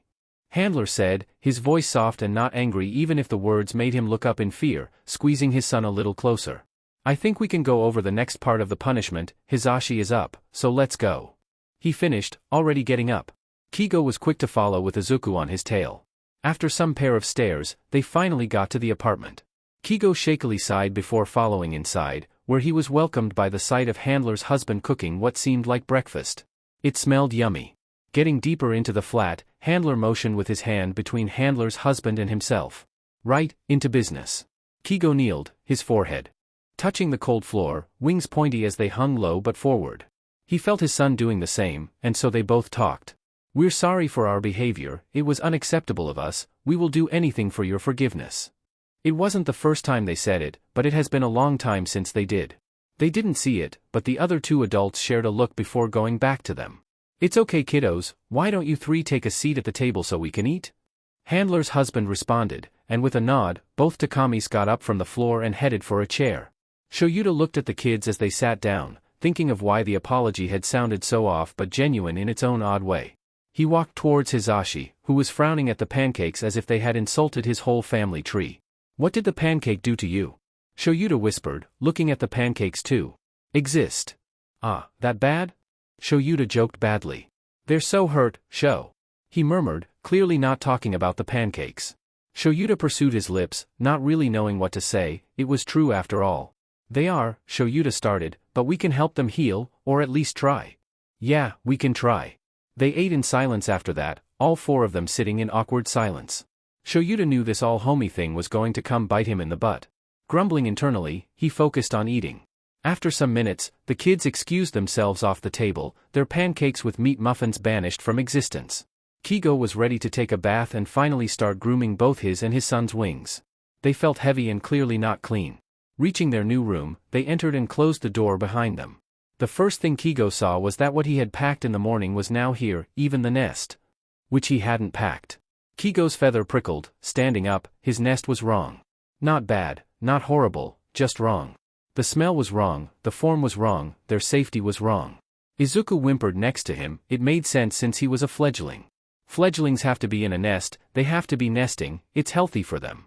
It makes a secure place to just be, and without it, it can cause depression, stress, anxiety, and more. His son was scared and with every right. He felt scared too, their nest was the only thing their handlers had never touched. And now that security feels wrong. His fledgling needed a nest, bath, he remembered, they will take a bath first. Don't look at it, baby, come on let's get a nice bath. Taking the hand of his son, he led themselves to the bathroom attached to the room. Looking around the new room, he spotted a bathtub big enough for both of them. What a relief. His son was already commanding his feathers to wait on another side of the room, so he said, wait, we will take the bath with them, they're dirty, he explained. What he received was a tilt of his son's head then a nod. Izuku wasn't talking much, which was worrying. He let out calming pheromones in a pitying hope of making Izuku feel better, along with it, he crooned. It didn't make much sense, he doesn't even remember who hummed him that song, but he remembered it. The world is not enough. But it is such a perfect place to start, my love. And if you're strong enough, together we can take the world apart, my love. He softly, lowly, sang while taking off his clothes, his son doing the same beside him. It was an old song that was sung to him when he was little, probably by his grandmother who had feathers for hair, or that was what he could see in the photos in his old house. It never was home for his little 4-year-old self, not that he could remember much, but he knew that at some point he would have, probably, ended up dead there then in the HPSC. Finally naked, he got hot water slowly filling the tub. They should have probably done that before. People like us know how to survive. There's no point in living if you can't feel alive. He kept singing once a whine escaped his son's lips, chuckling internally for such a childish reaction that was so perfect for him. The tub was still filling up. We know when to kiss. And we know when to kill. If we can't have it all, then nobody will. Ruffling Izuku's head, he got a timid smile. So cute. The world is not enough. But it is such a perfect place to start, my love. And if you're strong enough, together we can take the world apart, my love. Crouching down a little, he placed an ungloved hand on Izuku's bare chest. I feel safe. I feel scared. I feel ready. And yet unprepared. Izuku rumbled at him, trying to comfort. The world is not enough. But it is such a perfect place to start, my love. And if you're strong enough, together we can take the world apart, my love. The tub was almost full while Kigo found another pin feather and got the new feather free. The world is not enough. The world is not enough. Nowhere near enough. The world is not enough. It ended there, and his son pouted at it, but Kigo chuckled and got up, looking at the finally full tub. Turning the water off, he frowned at the list of things attached to the wall. There was shampoo, conditioner, a pink ball wrapped in plastic, a sponge, soap, and another of those ball things. Sighing, he got himself on the tub and looked back at Izuku, who was slowly doing the same. Once they were in the tub, surrounded by warm water, their attention was taken back to the wrapped ball. Izuku got the pink one, leaving the yellow one on the shelf. Without much difficulty, Izuku unwrapped the pink ball, but it slipped off his hand. It was sandy-like. Both of them yelped as the ball splashed water on them from the impact. Then, to their surprise, it started making an odd sound and the water was turning pink. The ball was slowly vanishing, and when Kigo tried to get it out, bubbles came to life. There were bubbles on the water. Izuku let out a loud laugh when bubbles filled the tub, popping some of the big ones. They didn't see it, but their pupils were blown wide, grinning from ear to ear playing with some crappy quirked bath bombs. Izuku got a handful of bubbles, then put them on Kigo's head, as if they were a hat. Kigo playfully growled, a bit too loud, but they didn't mind. Getting bubbles, he did the same, and he was happy to hear his son laughing. A full-blown tummy laughter. They didn't notice the two heroes looking at the exchange by the door, who were called by the loud growl and thought something bad was happening. They left quickly, not wanting to ruin such a moment, but they were glad they saw it. After playing with the bubbles for some time, Kigo got to work, getting the sponge and soap to start cleaning the surface of the feathers. Izuku was between his legs, facing the other end of the tub as Kigo gently rubbed the feathers. There were some ruffles here and there, but at the end almost clean feathers shone. Then it was his turn, so taking the seat of his son, and his son taking his seat, he relaxed to the sensation of careful hands rubbing off the grim off his wings. They still had to do a proper groom, but they needed space for that. After what felt like seconds but in reality had been an almost 2 hours bath, they got out of the still hot water, which was a mystery for the two Takamis as, with all their knowledge, they knew it should be cold by now. They shrugged it off, but eyed the bathtub suspiciously before getting out and putting their other change of clothes, which were just gray fluffy pants and sweater. The day was starting to cloud and it was cold outside and inside. Sighing happily, Kigo looked around the room only for his mood to get thrown out of the window when he saw their nest. Just so wrong. Something twisted inside him, then he was distracted when he almost fell on his butt. Right, his feathers were very much soaked in water. They couldn't exactly go to the room they were put to train their resistance to get all the water off, so they were at a loss here. Sharing a look with each other, Kigo prepared himself for this big step, at least for them. Trying to get silently out of the room, Kigo spotted handler and husband on the couch, with a blanket on them watching something on the TV. He cleared his throat, awkwardly so. He was standing outside their room, hands clasped in front of him and with his big wings dripping water onto the floor. Thankfully, it wasn't a wood floor. They whipped their heads to look at him, husband getting the control remote and silencing the TV. Yes, Takami, do you want our help with something? Handler asked, already getting up. Taking a big breath of air, he struggled to phrase it. I don't know how to dry our feathers, he finally said, trying to ignore how he stuttered a little. He drifted his eyes to look at his talons for feet, not able to keep eye contact. It was humiliating not knowing how to do such a thing, but they have never had to actually dry their feathers out after a bath, simply using the big fans after the watery bird punishment they sometimes got. He didn't see them sharing a look before stepping towards him. "It's okay, we can figure it out, don't worry," husband said, making him momentarily look up before immediately looking down again. He felt like a stupid, useless kid. Hizashi was almost not able to calm down his excitement. Takami was asking for their help. It was the biggest step he has taken, and with them being somewhat vulnerable with soaked feathers, it was like the biggest exam of his life. If they did this wrong, if they scared them, or if, even though he knew it wasn't going to happen, they took advantage of the situation, they were going to fail this exam. Hizashi didn't want to fail. Almost running to their bedroom, he gathered some towels and the hair dryer, hopefully they will not get scared of it. Getting back, he saw that Shouta was entering their foster kid's room, leaving it open for him to pass. Entering, what he saw was young Takami on the floor, laying on his stomach with his wings spread on the floor. What a cutie! Takami eyed him, taking stock of the things in his hands. "What's that?" Takami pointed to the hair dryer. Hizashi passed Shouta the towels, who started to put one in each of the two wings of young Takami, right below them. "This blows hot air to dry hair, look." Hizashi plugged in the offending object and got it working, blowing gently air. Takami still eyed it critically, but he let it pass. It wasn't a funny work at all. Takami had done the same pose as his son, right in front of him, just so he could watch them very closely while they dried the feathers, even though he was leaving himself vulnerable for his son.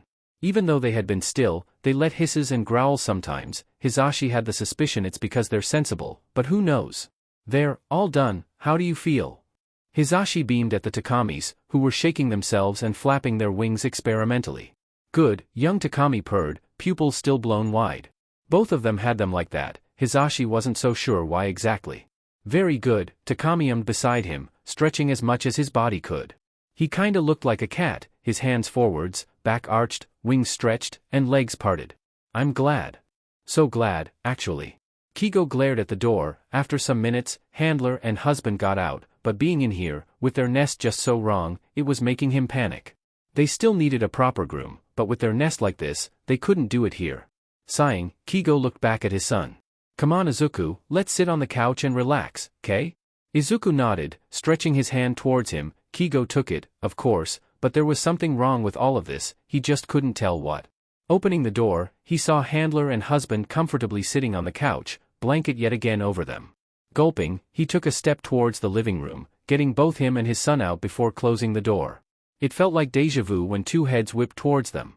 Yet Kigo felt more comfortable with it. "Just sit and relax," he muttered to himself, guiding them both towards the couch. Just sitting and relaxing, they would be okay, right? Right? Making their way to the couch, his son's hand clasped around his and shook with force. Kigo side-eyed his Ayas who was trembling. He squeezed gently whilst sitting in the space made by their handlers right in the middle. There was space along husband, but Izuku didn't even look at it, instead squeezing himself on Kigo's lap, chest to chest, trembling still there. At a loss, Kigo rumbled, nuzzling his son's face with his, trying to make eye contact. When green eyes locked with his own, with irises barely being able to be seen, he almost understood everything. His Ayas didn't feel like the space was safe anymore, so he went to the safest person to him, but instincts felt like they were taking over. Changing from rumbling to purring, Kigo pushed his son closer to him while grabbing one of his son's wings and gently nudging 3 feathers so his son could let them loose. With feathers in hand, Kigo inspected them. They didn't look as vibrant as always, more dull now, fragile too. The ends were now disorganized, their previous perfect form disappearing only to leave what looks like a plastic feather now. He didn't know why, their feathers had always stayed the same color and looked almost perfect after controlling them. He placed them down, not noticing that his son grabbed them while he looked for his son's oil gland. At the base of their wings, practically on their backs, there was one oil gland for each wing. These helped to keep their feathers shiny and, when touched, in form. Rubbing them, he got his hand shiny with the oil, then he took one main feather and passed his hand all the way from base to end. They didn't have beaks, so hands will do. He started to do this with all the main feathers, having to rub the oil glands gently to coat his hand in the healthy oil to groom the feathers. Then, after maybe half an hour, Kigo felt some gentle taps on his chest. Looking down, he saw the shiny with tears eyes of his son. Internally panicking, he stopped instantly. "What's wrong? What happened?" Kigo whispered. "They don't respond." Izuku wailed, scaring everyone on the couch with his volume, sobbing and sniffling. Kigo's eyebrows furrowed. What do you mean, Lil? One? Kigo pressed, and only got the previous feathers thrown at his face. Blinking and getting the feathers rapidly falling, he tried to see any difference, but they were the same color, still looked the same, so he didn't understand why they would just not respond to their commands. Looking at Izuku's wing, then his, he decided to pull 3 feathers off of his own wing. Almost instantly he felt the change. In hand, he couldn't feel through the feathers anymore. He could feel the feather through his hand, but nothing connected him and the feathers anymore. On a normal day, he would have kept himself calm and stoic, but with his instincts just waiting to act, it was quite impossible. Right now, inside his brain, the connector between keep calm and act like a human disconnected. Tears gathered in his eyes, anxiety creeping onto him. His knowledge didn't go that far, he doesn't know why this is happening. What could have changed? What happened? Hey, let's try to calm down, husband said. At some point he had gotten up and kneeled in front of him. He didn't want to do that right now. Out of frustration, and maybe a little bit of anger, he tried to make husband get away using his talon for feet, putting it on husband's chest and pushing. If it wasn't a panic moment, Shouta might have laughed at the face Hizashi made when he got a talon put on his chest to get him away. But truly, 2 birds panicking hadn't gone right before. Eyes flashing red, he stopped everyone in their tracks. Calm down. Shouta ordered, his tone firm. Gold, green, and lime eyes looked at him, all 3 of them telling a different story. Previously puffed up feathers went flat, and it was starting to irritate Shouta, always with fear or anger, never in between. He wouldn't take his frustrations out on them, they act like that for a reason, but it still was annoying. Since you 2 moved in, you have been in a state from anger to panic to fear and anger again. What's wrong? We're trying, god damn it, I'm trying, but it's hard to do this when you 2 don't talk about what you need and what's making you angry, anxious, and panicking. Talk to us, please. Shouta pleaded at the end, taking a little piece of his heart to share. Takami's Adam's apple bobbled as he gulped down saliva, trying to maintain eye contact. He was cradling his son closer, who had stopped looking at him to cover his face with Takami's chest. Finally letting his quirk go off, he rubbed his eyes a little. When his hands freed his vision, he was welcomed with the sight of still limp wings. Then, as if waiting for his eyes to see, all feathers just fell off. Oh, Hizashi said quietly, palms going up, waiting for the reaction. That reaction was, in fact, what they were expecting. Takami shrieked, his whole face showing pure and basic human panic as he tried to seemingly do something, maybe flap wings that weren't there anymore. In his eyes, what he had seen was his only way of being free being taken away, his sole purpose of why he and his son were alive simply falling to the floor. Shoo, it's okay, it will be okay. We're going with Recovery Girl to see what's happening. Come on, don't cry, Hizashi started babbling, his hands going to pet both kids' heads.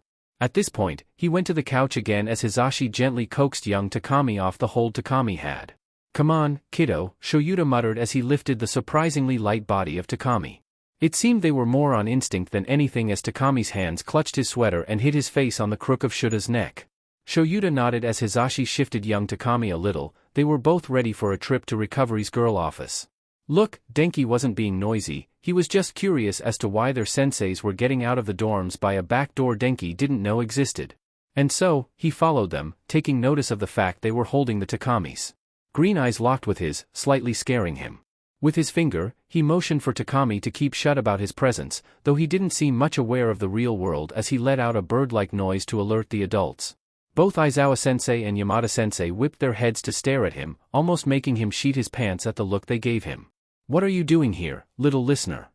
Yamada-sensei asked, his eyes betraying his calm demeanor. Nothing. Denki said before bolting out of the scene, leaving 3 adults confused and 1 kid disappointed.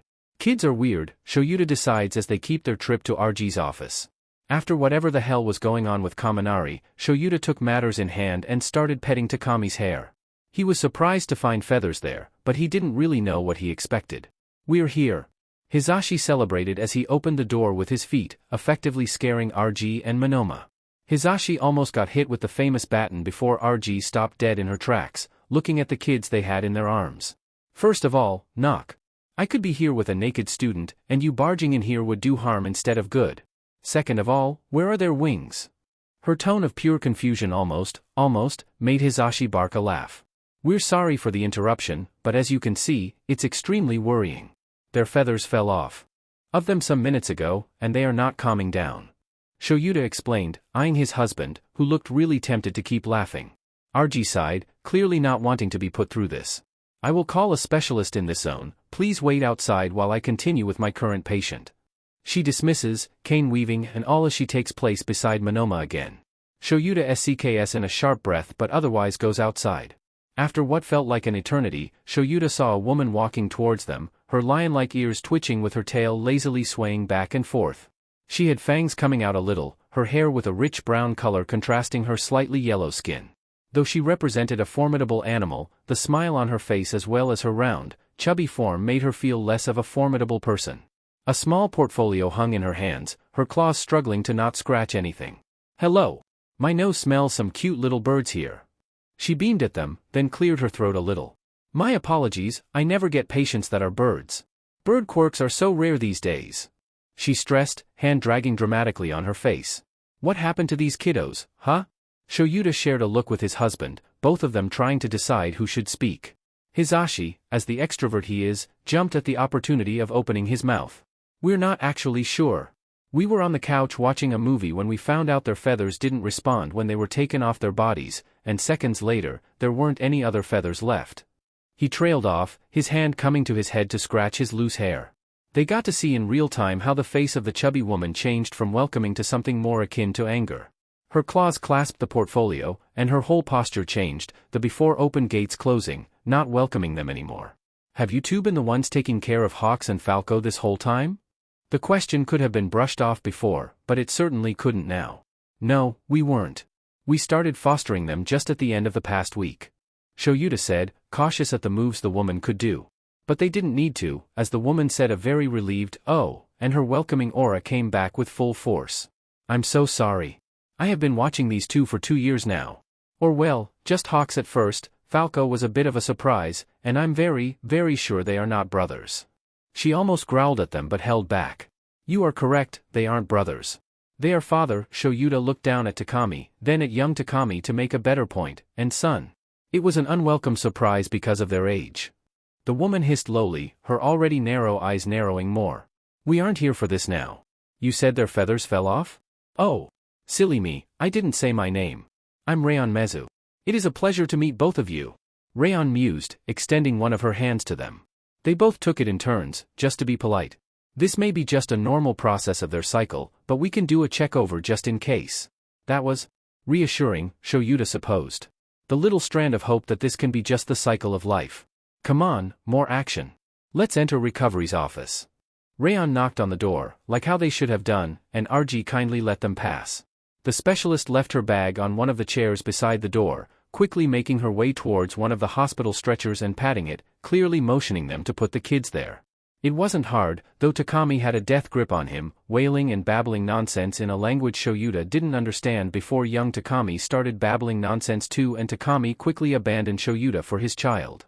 Wow, I feel flattered and hurt at the same time, Shouta absently said, gaining a huff of air from the two doctors and a full-blown laugh from Monoma, who Shouta had kind of forgotten was there. Then Rayon started doing a check-in, so Shouta tuned out of it and instead did a 180 degrees to look at Monoma. Why are you here, Monoma? Shouta asked, not unkindly. I have weekly check-ins with Recovery Girl to ensure my health wasn't affected by any kind of quirk that I may have acquired on the way. It happened one time in which my heart almost gave up after I used Bakugo's quirk without much thought of it. I didn't know how my heart would react to such a rapid change, and I almost had a cardiac arrest. The kid admitted it while looking down at his feet. You're doing very well by attending here. I wish everyone ensured their health like you. Shouta said before ruffling the kid's hair. Someone cleared their throat behind him, making him spin to look at a smiling Rayon. It's just their first molt, you don't have to worry about anything. She said, and when she only got confused looks, she explained. Birds molt their feathers once or even twice a year depending on the species. Here it just happened that now that their bodies have the energy and proteins, it rushed towards the molt they should have had years ago. However, I suspect that their feathers used to not last long, thus making an unnatural molt. Otherwise, they're going towards great health. Just to clear my curiosity, have they been reacting oddly? I think they suffered a little from hormone changes that made them act irrationally and just how their instincts told them to. After the long rant, Shouta just felt so glad. Hizashi nodded when he saw him lost in relief. Well, now they only need to go to their nest, eat and drink a lot, and be with their pack. I can smell a formed one, so it will go great. As if it were that easy. Getting to their home was just the same as getting out of it, they just switched who got who, so it was fair. Hizashi was absolutely rocking it with Takami, ruffling the kid's hair and talking to him like a toddler. Which wasn't far from what they acted like. Both Takamis were totally out of it. They haven't spoken a single word they knew, just babbling and chirping without a care for the world. It was so cute. Shouta himself was melting inside out when young Takami hit his face on the crook of his neck and slept a little. Right, nest. Hizashi muttered as they made their way towards the kid's room. Entering, the nest was there, but untouched. It was the same as how they had transported it the day before, which seemed odd for them as the Takamis usually spend most of their days in the nest. Their thoughts were interrupted by whimpers, and when they looked at the kid they had in their arms, they just seemed to not like the idea of this nest. What's wrong, kiddo? Shouta murmured to young Takami, but he just looked at his dad. Hizashi got the memo and gently nudged Takami gently, asking the same thing. They barely got a whisper, just a small and timid bad nest, before he hit his face on Hizashi's chest. Shouta held eye contact with Hizashi before he held young Takami towards his husband whilst saying, "I'm going to get Tokoyami." Hizashi loves his husband, he really does. But right now he just wants to punch him. He now has 2 kids, even though one of them is technically an adult, scared, trembling, and babbling bird speech to him, as if he could understand it. He was strong, but he wouldn't hold much longer with 1 kid in each arm. So he got out of the room and sat on the couch, pulling one of the blankets they had abandoned towards them. Both of them cuddled with him, demanding pets and scratches from his hands and finally calming a little. Seeing that his husband was taking more time than what Hizashi had planned, he started to try and get up, but the wail and alarm of the kids melted his heart. "I'm not going anywhere, I swear." "Look, you can see from here what I will do," Hizashi said, prying their hands off his sides. They looked at him with worry, but nodded anyway. Sighing in relief, he made his way towards the kitchen, hands going towards the kettle. Filling it up with water, he got on working 3 cups of tea. He had heard that birds, dogs, cats, and more animals, couldn't digest chocolate well or it was directly poisonous to them. So he, just to be sure, didn't make hot chocolate. He internally debated on the flavor while the water boiled, then decided for hojicha with honey, lemon, and a little ginger. When the water boiled up, he had already prepared the 3 cups that he slowly filled with water, making sure to not burn himself. He could feel trained eyes on him that followed his very move while he went to the couch with the cups. "It's hot," Hizashi murmured while settling the cups on the tiny table, going back to sit between the 2 kids who happily cuddled again. After some seconds they both got their cups, just after Hizashi got his cup to drink from. It was calm, warm, and filled with love. At least that's how Hizashi felt the room right now. All of them were calmer now, slowly drinking while watching the TV on low volume. A few minutes later Tokoyami entered the apartment, closely followed by Shouta. Dark Shadow was out and looking at them with delight, hands clasped together at the side of their face. "There?" They didn't exchange words. Tokoyami went directly to the room before squeaking. "What happened to the nest?" he said, alarmed. Hizashi couldn't move to see, so he trusted his husband to fix whatever was happening there. Instead, he cradled his kids closer to him. Both of them were just 1 step into succumbing to sleep. Shouta looked confused at Tokoyami. For him, the nest looked exactly the same. "What's wrong with it?" he asked. The teen however looked at him with his beak slightly agape. "It's wrong. It smells wrong, it's somehow wrongly put, it's not safe." His voice reminded Shouta of the Takamis, so he pushed the teen out of the room. "Okay, we will somehow fix it, don't think about it, kiddo." "So it's not safe anymore, huh? What can we do to make it safe?" Shouta asked, patting the kid's back. "Redo it with Hawks, just the adults do the nest, cause it's safer when adults do it. We can help, but never do it ourselves." Tokoyami explained, though the crack in his voice just made Shouta feel bad for all of this. It's clear that in foster home for dangerous and or villainous quirks there wasn't an adult to do the nest. It wasn't safe for a long, long time. "Thank you for the information, Tokoyami. Do you want to entertain young Takami while we coax Takami to help us do their nest?" Shouta offered awkwardly. Tokoyami nodded and practically crawled the couch to the cuddle pile, which gained Shouta a pointed glare from his husband. At this point, Hizashi was being covered in kids chirping and acting like toddlers, but Shouta didn't miss the small warm smile Hizashi gave the kids when adjusting all of them to be more comfortable. Sighing, Shouta tried to come off with a plan to get Hizashi out of the cuddle pile without waking up the Takamis or making Tokoyami feel bad. Why is life so complex? All for One was living the best out of his life, his brother had forgiven him and he was the only living system capable of supporting the singularity One for All has become. His newly acquired kids were having fun. Though Dabi wasn't who he was anymore, fully quitting the whole villain thing once he was reformed alongside with Toga, who had been talking their ears off about how she found love. Tamura was happier now, he had friends, a dog, and someone a kind of a mom to him. Kurojairi was on his way to remembering his past life, though he had declared he wasn't leaving soon. I am not Shirakumo anymore, I'm Kurojairi, caregiver of the League of Villains, he had said when All for One asked.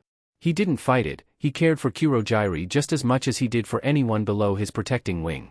Magna, Spinner, Twice, Gigantomachia and Jiren are comfortably living in their new mansion they kindly got after taking out the Meta Liberation Army. All in all, it has been good. Hey, Tamura, I have a side quest for you. He even had gotten a new form of speaking with these teenager-like adults. In the end, he didn't get a single idea, so he started to try and make the nest himself. He found out just how big this nest was once there were just pile of clothes, shiny little things and blankets with some pillows thrown in there. It was a nightmare. Where the F does these things go? Shouta groaned, only to be interrupted by a confused chirp on the doorway. There, right there, was his husband and Takami. Hizashi chuckled at his expression, the traitor. You want help? He asked light-heartedly, head tilting to point Takami, who was watching him as if he was a puzzle. Shouta sighed but nodded, he knew better than to deny help when he needed it. Takami lighted up like a kid in a candy store, quickly trotting towards him and chirping something that was probably an instruction. Hizashi chuckled again but walked towards them. Takami started to separate the clothes, blankets, and items in piles. So Shouta and Hizashi followed what he was doing. He must know because if asked, Shouta had to say he had no idea what he was doing. It took a few minutes, but between them it was quicker than alone. Then Takami looked at them, as if they knew something.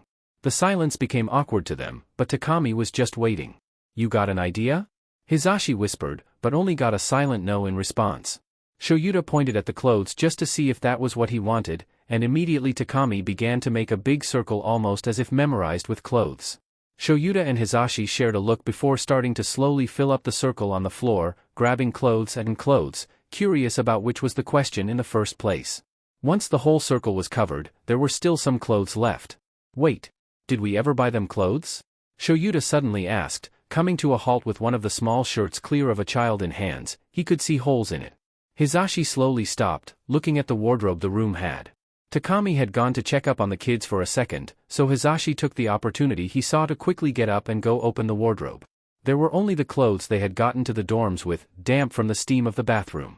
Hizashi let the loudest gasp possible, but when he heard the telltale sign of talons clicking on the floor, he closed the door and as quickly as he went to the wardrobe he went away from it. Takami didn't suspect much, just looked at them curiously but didn't say anything. Once the circle was filled with the circumference having double of clothes, they got to the items. Most of them were shiny and rarely made of hard plastic. There were keychains of wings with shiny glitter on it, or polished rocks. What caught their attention were the 2 plushies of All for One. Shouta had seriously forgotten the villain gave them those. Shouta had one in hand, admiring just how soft it was. Takami, though, did not appreciate this, a frantic sound leaving his lips, hand outstretched to grab it but he didn't. His hand was mere centimeters off it, yet he was looking at him with the biggest pleading eyes. Please, let me keep them, they said.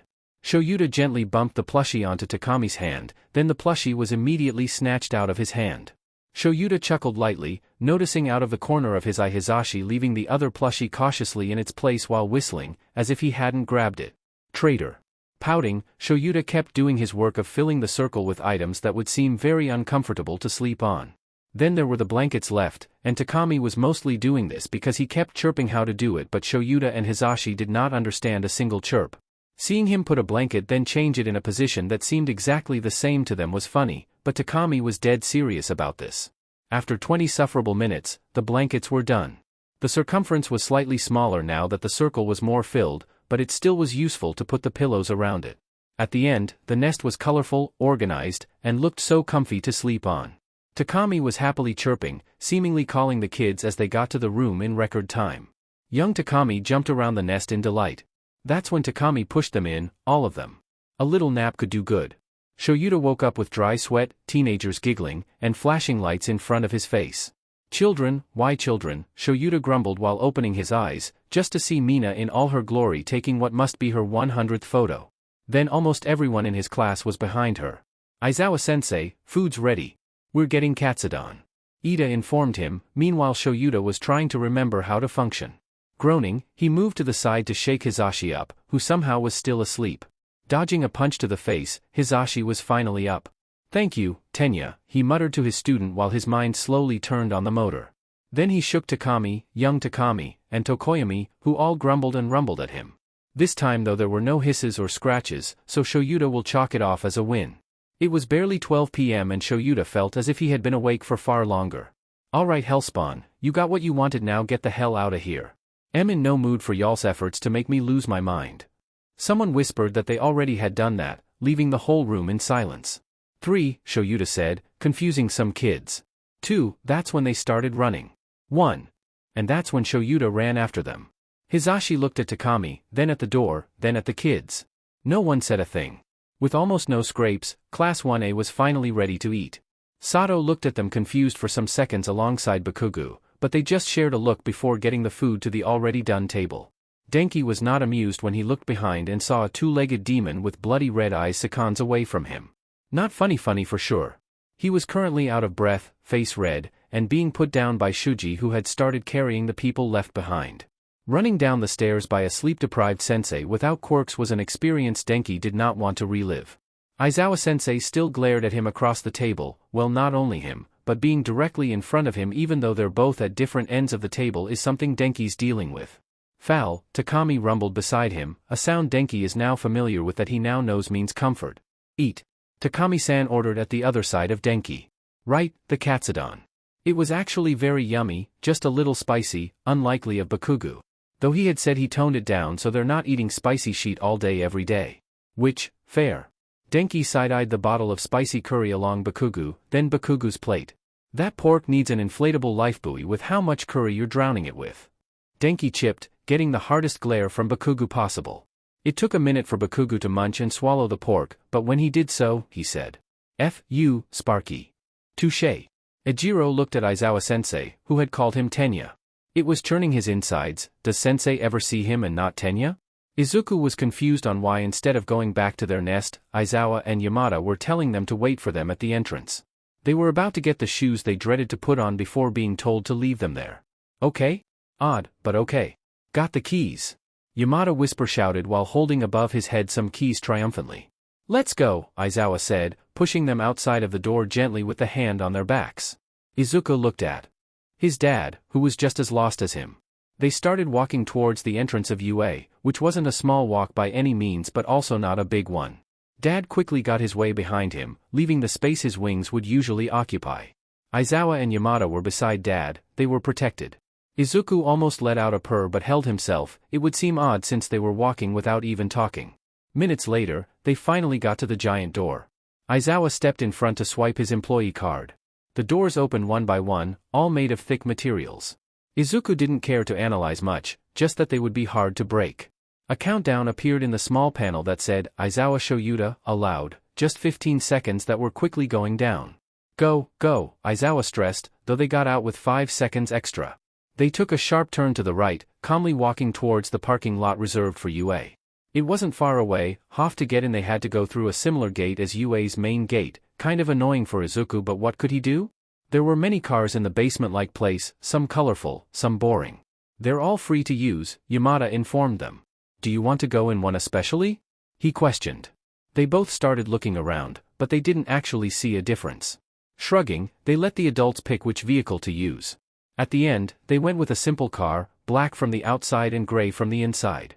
Without wings, Izuku saw why people love to use cars. They're comfy, the vibration soothing, and so warm. "Where are we going?" Dad asked, voice shy but clear with curiosity. "To the mall," Yamada declared with enthusiasm, quickly driving out of the parking lot.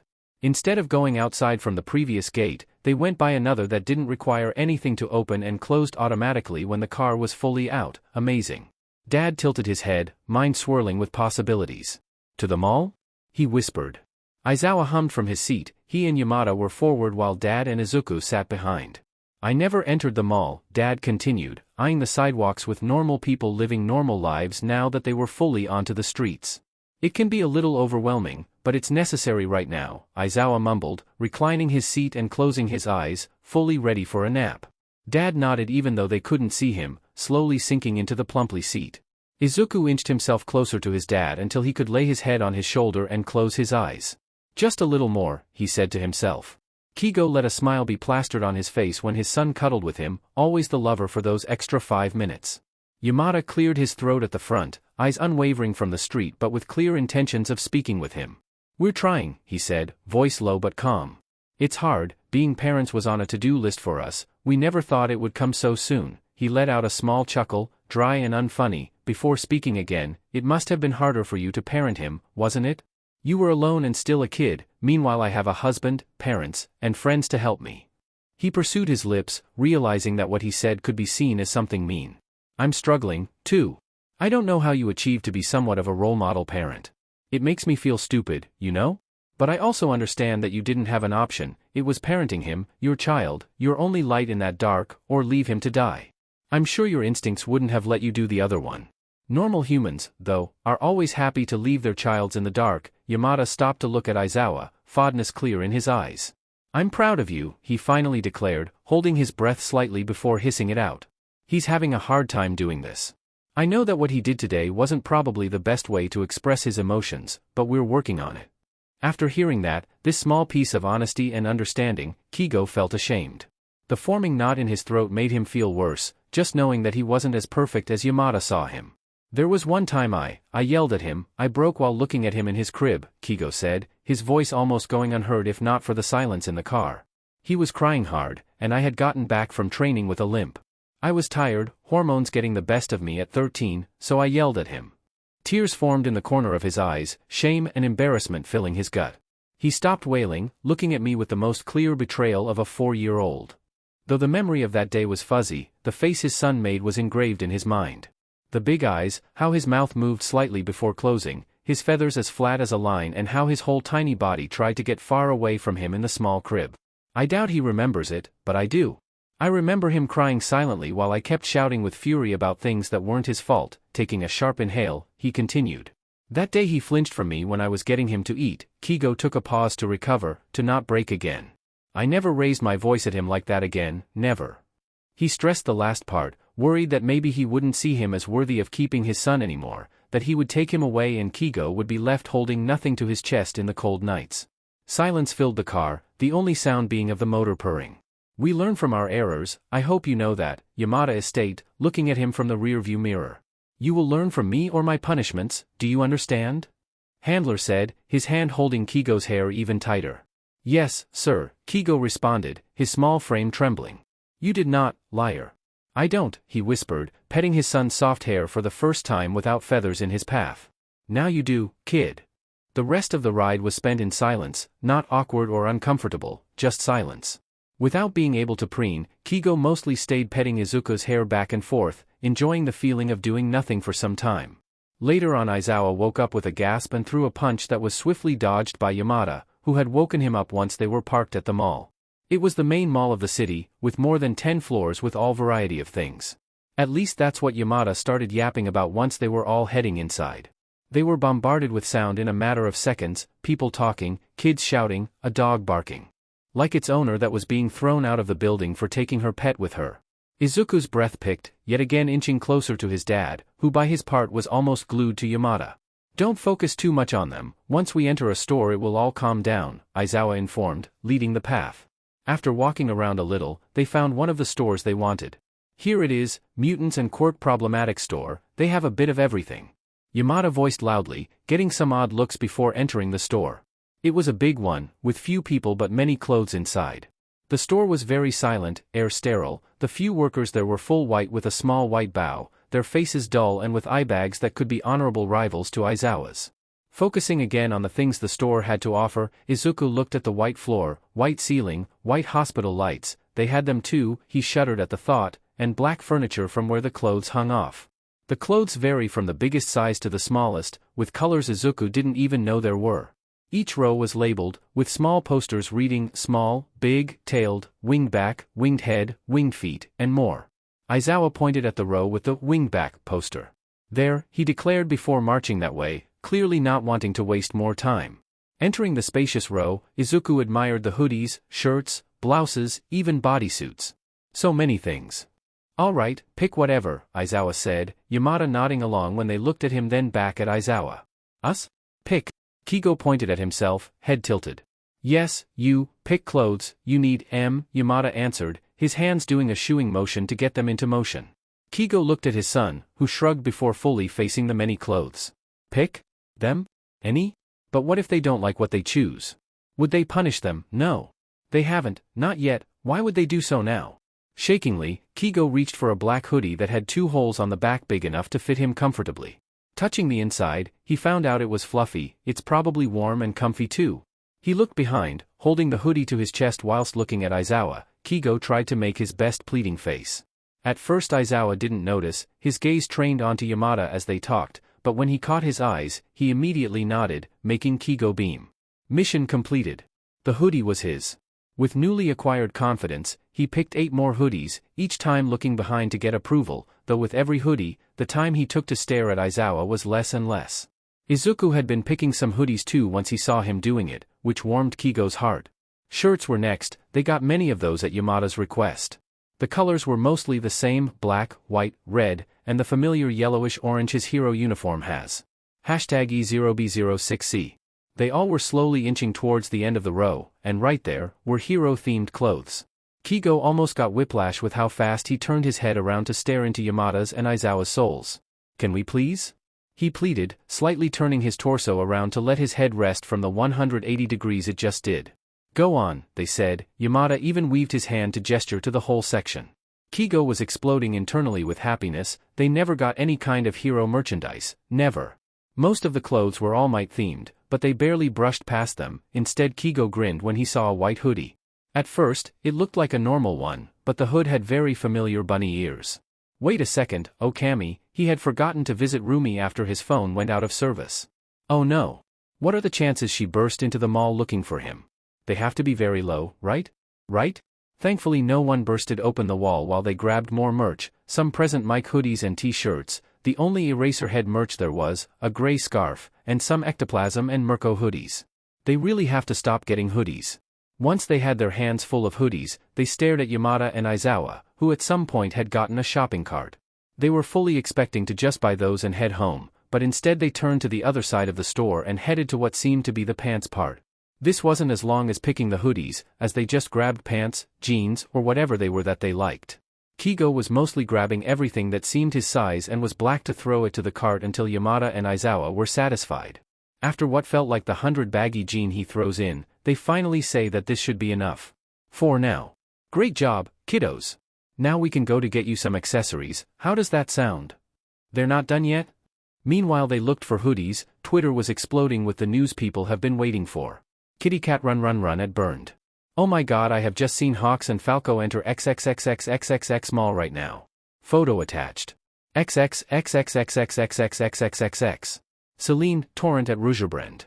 Replying to at burned. OMG, I'm so close RN. Where did they head to? XXXXXXXXXXXXX. Kitty cat run at burned. Replying to at Rougebrand. They're inside the mutant and quirk problematic store on the first floor. XXXXXXXXXXXX. Mirko ballot box with check at yes actually Mirko. Replying to at burned. You've been where? With who? At not actually Hawks. XXXXXXXXXXXX. Where when at what why? Replying to at burned. We can finally discard the theory that they got deadly injuries in their last battle. They're alive. XXXXXXXXXXXX. Left arrow curving right see 4589 more. Kigo doesn't really know why they weren't allowed to hear the price to pay, but he was just chilling outside of the store while the adults paid when he heard yelling and saw people running towards him. But right there as the leader of the way too many people running was. Rumi? Holy F, it's Rumi and she's furious. Get back here you small fluffy FING bird. She yelled as he ran inside the store with his son in hand, who if he had feathers right now would have them flat. Aizawa immediately came to them, probably having heard the yelling outside. Once his son passed the door, he immediately slammed it shut, but the glass door did nothing to hide him. Rumi, like the demon she is, also slammed the door, but with her whole body as she somehow got a hold of the sides of the door to bark at him face to face while her legs had to get up every so often as they slid down the glass. It was kind of funny, Kigo thought before laughing hard, clutching his stomach while he held the door closed with the other hand. Aizawa seemed confused and abandoned his fighting stand to just stare at him with that unimpressed face he had. After Rumi did a backflip to get off the door just to show off, Kigo finally opened the door as well as his arms, not fully expecting the force Rumi would throw herself at him as they both hit the floor. I was so worried, you DMN bird, what were you thinking? Why didn't you text me? Where are your wings? Are you okay? She fussed, holding with both hands his head to check his face and visible skin for injuries, but she found none. Nothing, my phone was shut down, I'm going through a molt, I'm okay, Kigo answered, nuzzling his best friend's face to calm her down. I was so worried, Rumi stressed again. I know, I'm sorry, he tried to rumble, but got cut off with a punch to his stomach, making him wheeze out of breath. Don't do that again. She ordered before finally getting off him, letting him catch his breath. I will try, Kigo coughed, taking his time to get off the floor. Once he was standing, he almost got knocked over again by his son clutching to him, worriedly looking at the people with their cameras outside of the store. Shoo, it's okay, Auntie Rumi is gonna get a hold of it, okay? Rumi said, ruffling his son's hair before running outside to bark at the fans, such a good demon. The store fell into silence, the only sound being the one of the cash register printing down the ticket for them. Well, should we go to the next store now? Yamada asked. I suppose so? Kigo answered. They did, in fact, go to the next store. It was on the second floor, and Kigo for the first time in his life saw mechanical stairs. He didn't have to walk. That's amazing. He could just stand there and go up anyway. Rumi rolled her eyes beside him, her hand on Izuku's shoulder as she rambled about her latest hero fight. Izuku was looking at her with awe in his eyes, it melted Kigo's fragile heart. Finally reaching the top, Kigo fearfully stepped out of the mechanical stairs. It was quite scary when he looked down. His son did the same after being coaxed by Rumi. He didn't trust the mechanical stairs, not even one bit. Kigo could see many things from here, ads about skincares, clothes for teenagers, jewelry, and more things. This mall was seconds away from becoming a maze, Kigo decided. It was right here, I swear. Yamada fussed, he was looking everywhere in front of them. Did they change it? He groaned, clearly frustrated at this news. Or that was until his eyes caught a familiar name. Never mind, I'm just blind. Yamada was almost trotting to the store while rambling over how many cute things they had to sell. Aizawa on the other hand was scrolling on his phone, holding Yamada's hand just to not get lost. Rumi smiled as Izuku asked some questions about her quirk, answering as best as she could and questioning her own beliefs of her quirk once Izuku started asking more complex questions. His eyes was so curious. We're here. Yamada announced, his arms high to point at the store's name, presenting Mix Accessories. Kigo rolled his eyes, chuckling when he saw Aizawa doing the exact same thing. Hey, don't roll those eyes at me. I gotta get money from somewhere. That made all four of them crack a grin at Yamada's pouting. Hizashi, love, you have 3 jobs, Aizawa said, tone mocking but sweet. Hizashi, Livy, hivi 3 jibs, Yamada retorted while swinging the door open, clearly not mad but somewhat annoyed. It made him and Rumi giggle, which caused Izuku to giggle, and at the end, all 4 of them ended up giggling at Yamada's acting. What caught Kigo's eyes, though, was just how much fondness there was in Aizawa's eyes, the same as how Yamada looked at him when he thought no one was watching. So, this is love? Finally entering, Kigo admired the inside. It was cozy for a store in such an important zone. Instead of the sickening familiar white lights, there were yellow lights. The store workers didn't have a uniform outside of a badge that said, Mix Rocker. There was a lovely smell of orange in the air, just enough to smell and not be overwhelming. The people shopping talked freely, a huge contrast to the overly silent store the last one had been. The walls were pastel orange and yellow, with a rich wood floor. There were some paintings hanging on the walls, mostly different types of birds eating or being in a flock. Kigo liked it here, and Izuku did too if his small purr was something to go from. Though he quickly got a hold of himself, Kigo heard it perfectly. Those inhumane sounds cannot be controlled out of your room, but we will know when they happen out of it. Irishka had said, her whip cracking against little Izuku's bare skin. Kigo held back a growl as he saw his chick cry out in pain, just to get another whipping. Hold them back, she ordered, face light up in a furious red. Izuku sobbed, his 5-year-old mind not understanding what was wrong with what he was doing. Stop crying. Choose whatever, it's on me, Yamada said, hands gesturing to the whole store again, snapping Kigo out of his disturbing thoughts. While the married couple went to talk with some familiar faces, Kigo and Izuku lingered in the necklace section, the shiny rocks and chains attracting them like moths to the light. Rumi was a few feet behind them, following them lazily. Dad, Izuku said, voice shy and timid as he pointed towards 2 necklaces. They were a matching pair, mimicking a yin and yang. Though instead of boring deformed ovals, they were feathers with a red shiny precious stone as the little circle it represents. Kigo's eyes widened a little before quickly marching over to them, noticing how Rumi followed in his tail with a gasp as she noticed their interest. "I want them," Kigo whispered in barely hidden awe, hand reaching to take the necklace out of its holder. Once it was secured in his hands, he quickly trotted towards Yamada, holding it in his hands and putting them forward his torso, showing them directly to the trio talking. "Can we have these?" Kigo asked, his once barely hidden awe now on full display. Yamada quickly nodded and bent down to whisper something at the cashier that was looking at him oddly. Beaming, Kigo went back with his son and Rumi, unknowing of the fond looks being thrown at him. "He's just like my son," Ryky said, making Hizashi jump slightly. He had been lost looking at how the Takamis enjoyed themselves with so little. "How so?" Shouta asked beside him, curious by nature. "My son is 26 and he keeps asking me if he can go out with his friends, though it's likely a joke of the past," he chuckled, hand covering his smile. "When he was little I used to say, 'And who did you get permission from?' and it stuck with him, I guess." Hizashi let out a light laugh, hand caressing his hair before letting them rest on the counter. Takami might be old, but his whole life was about permission and restriction. It's more that he doesn't know better than anything else. "That's different, harder, trained." He listed. "It is," Shouta sighed, fingers pitching his bridge nose. "Such a shame, but we all know good souls suffer the most." In the end, they got matching necklaces, matching earrings, one pair of moons, and one pair of stars, then some bracelets they liked for themselves. Not everything had to match. Next, phones. Yamada cheered after getting out of one of his stores, putting the earrings in one of the clothes bags. Izuku looked at Yamada in confusion. "Phones? As in plural?" "Assets with less than 18 years cannot have phones," Izuku said, looking at the lime eyes of Yamada. "But you're not an asset now, are you?" Aizawa said, making eye contact with him until he hesitantly shook his head. "Then it's as simple as that." "Okay," Izuku muttered, looking at Dad for advice on whatever was happening at that point. Sadly, Auntie Rumi had to go to patrol again. She was great with explanations. They kept walking, Izuku grabbing his dad's hand after people started to make themselves more noticeable. "Don't mind them," Dad had said at some point, smiling awkwardly at his fangirls. Izuku just muttered another okay before looking at Aizawa, who at some point had gotten his phone and was currently on a call. He wasn't talking, just nodding. It was barely 1 minute after that when Aizawa hung up, sighing tiredly. "Tonight I have to go back to patrol," he said, making Yamada nod, seemingly already knowing what was about to happen. "I received the same call today at 6 a.m., Yamada explained when Aizawa raised an eyebrow at him, probably having expected a reaction.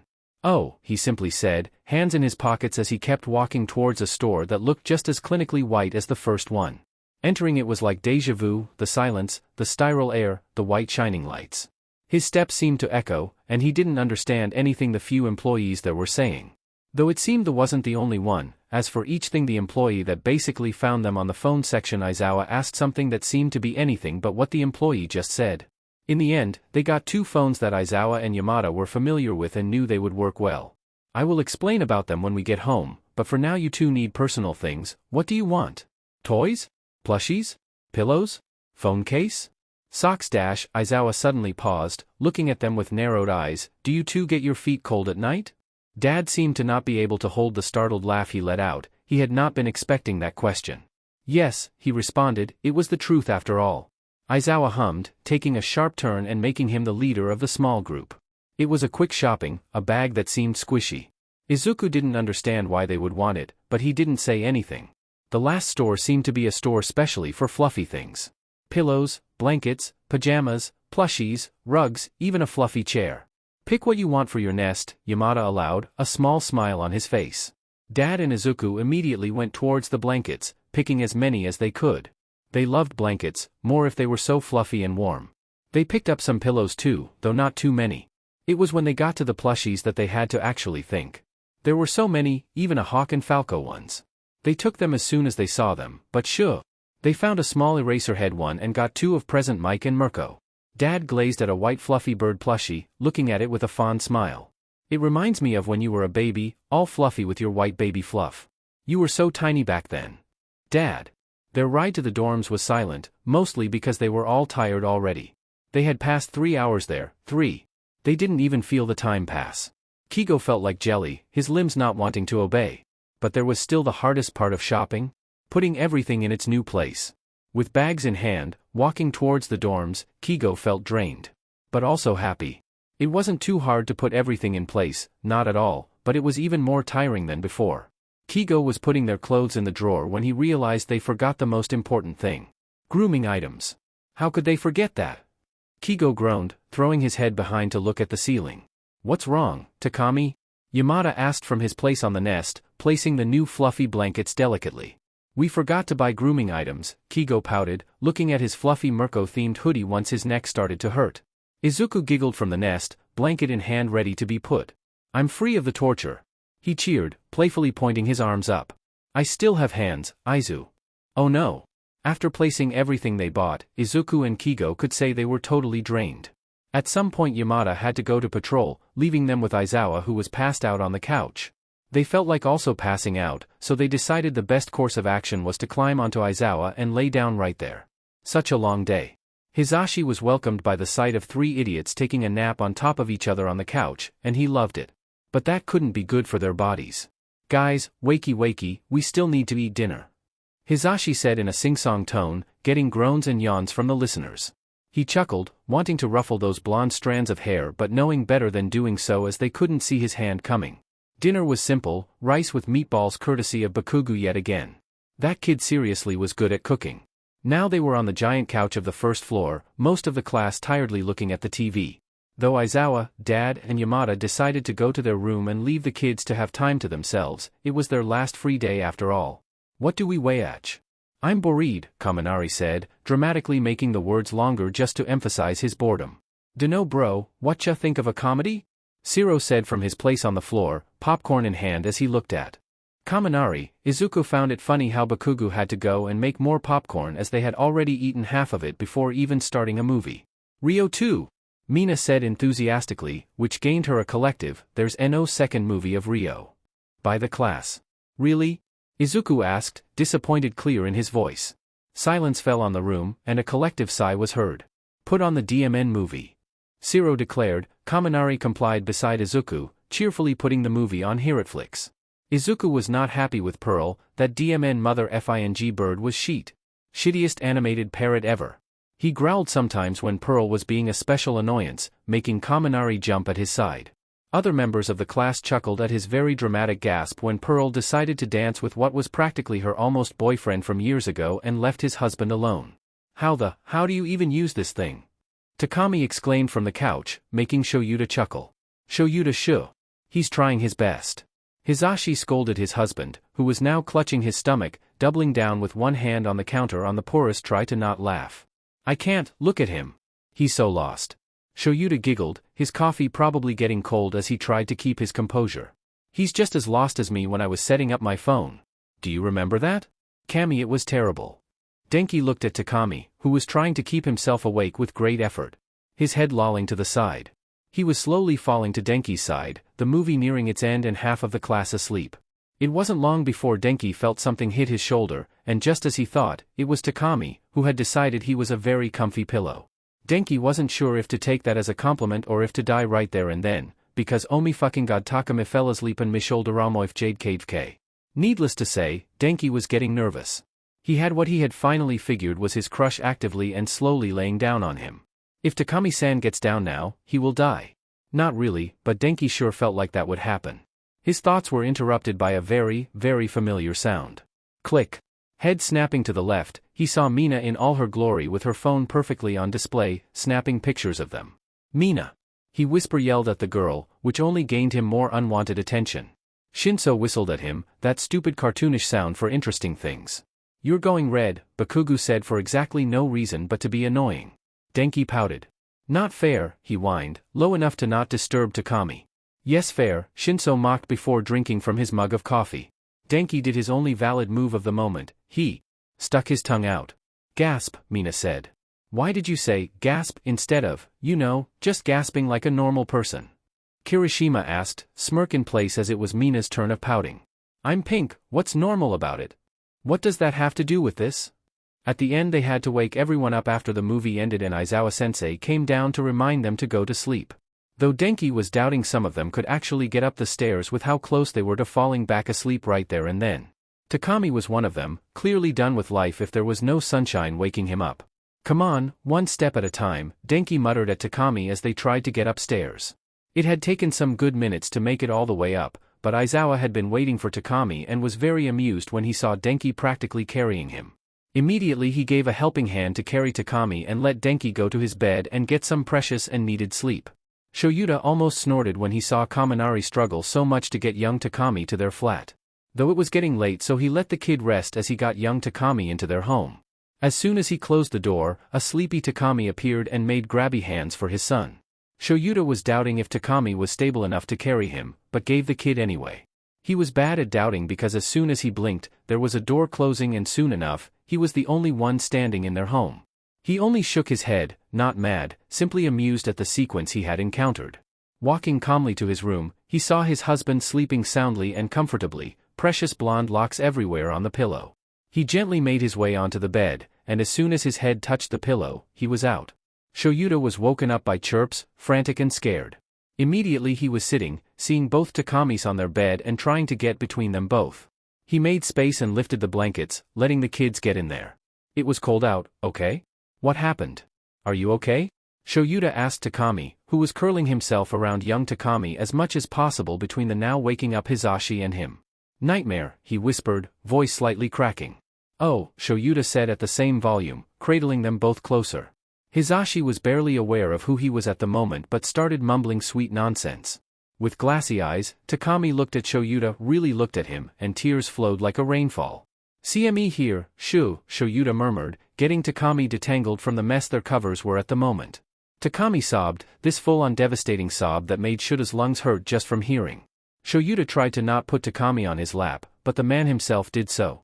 Shouta was starting to think it was a safe pose or something. They always performed it without even thinking of it. Was it because they could watch the others back and make sure their torsos couldn't be easily harmed?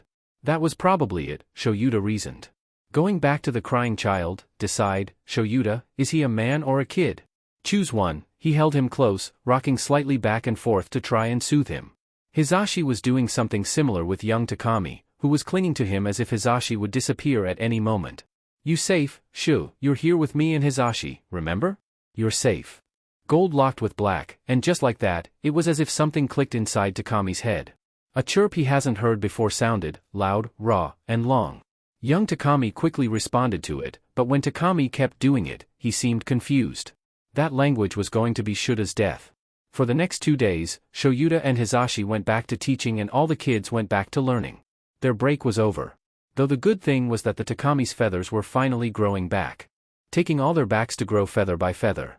They couldn't wear upper clothes properly without pain, so they were left free to not use any kind of shirts temporarily. Their backs were the same shiny red Shouta had grown accustomed to, only now taking every inch of the back instead of being a pretty pair of wings. He was teaching them parkour, such an important thing in a hero's work. Knowing how to land and how to not do so is crucial, as well as how to step after a jump. Information that would seem as idiotic or childish, but on a daily basis jumping without breaking his ankles was the basic of Shouta's days.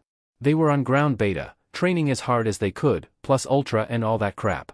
Shouta had been watching them with careful eyes as well as Namuri, who was there to assist Shouta if something went wrong.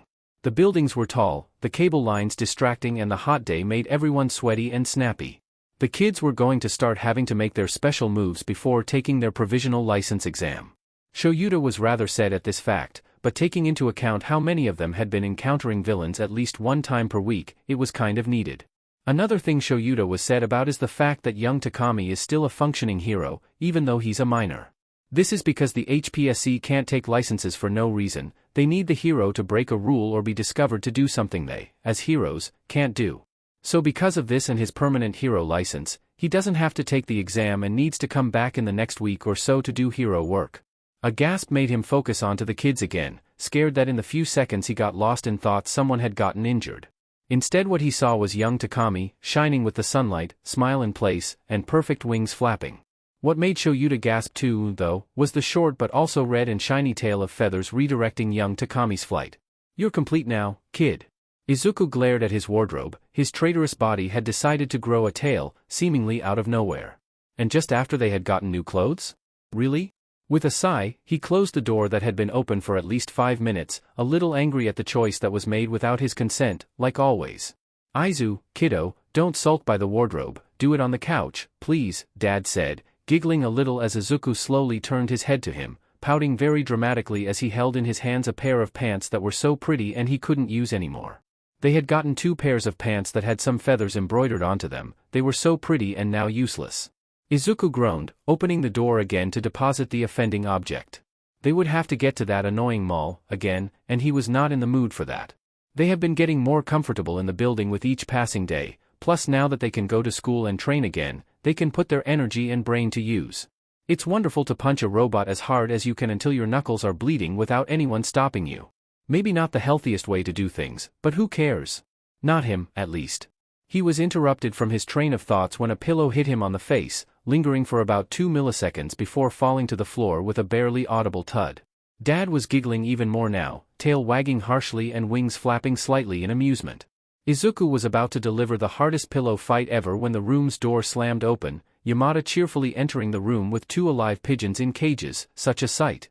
When the door got closed by Aizawa, the small cage doors opened, freeing the pigeons.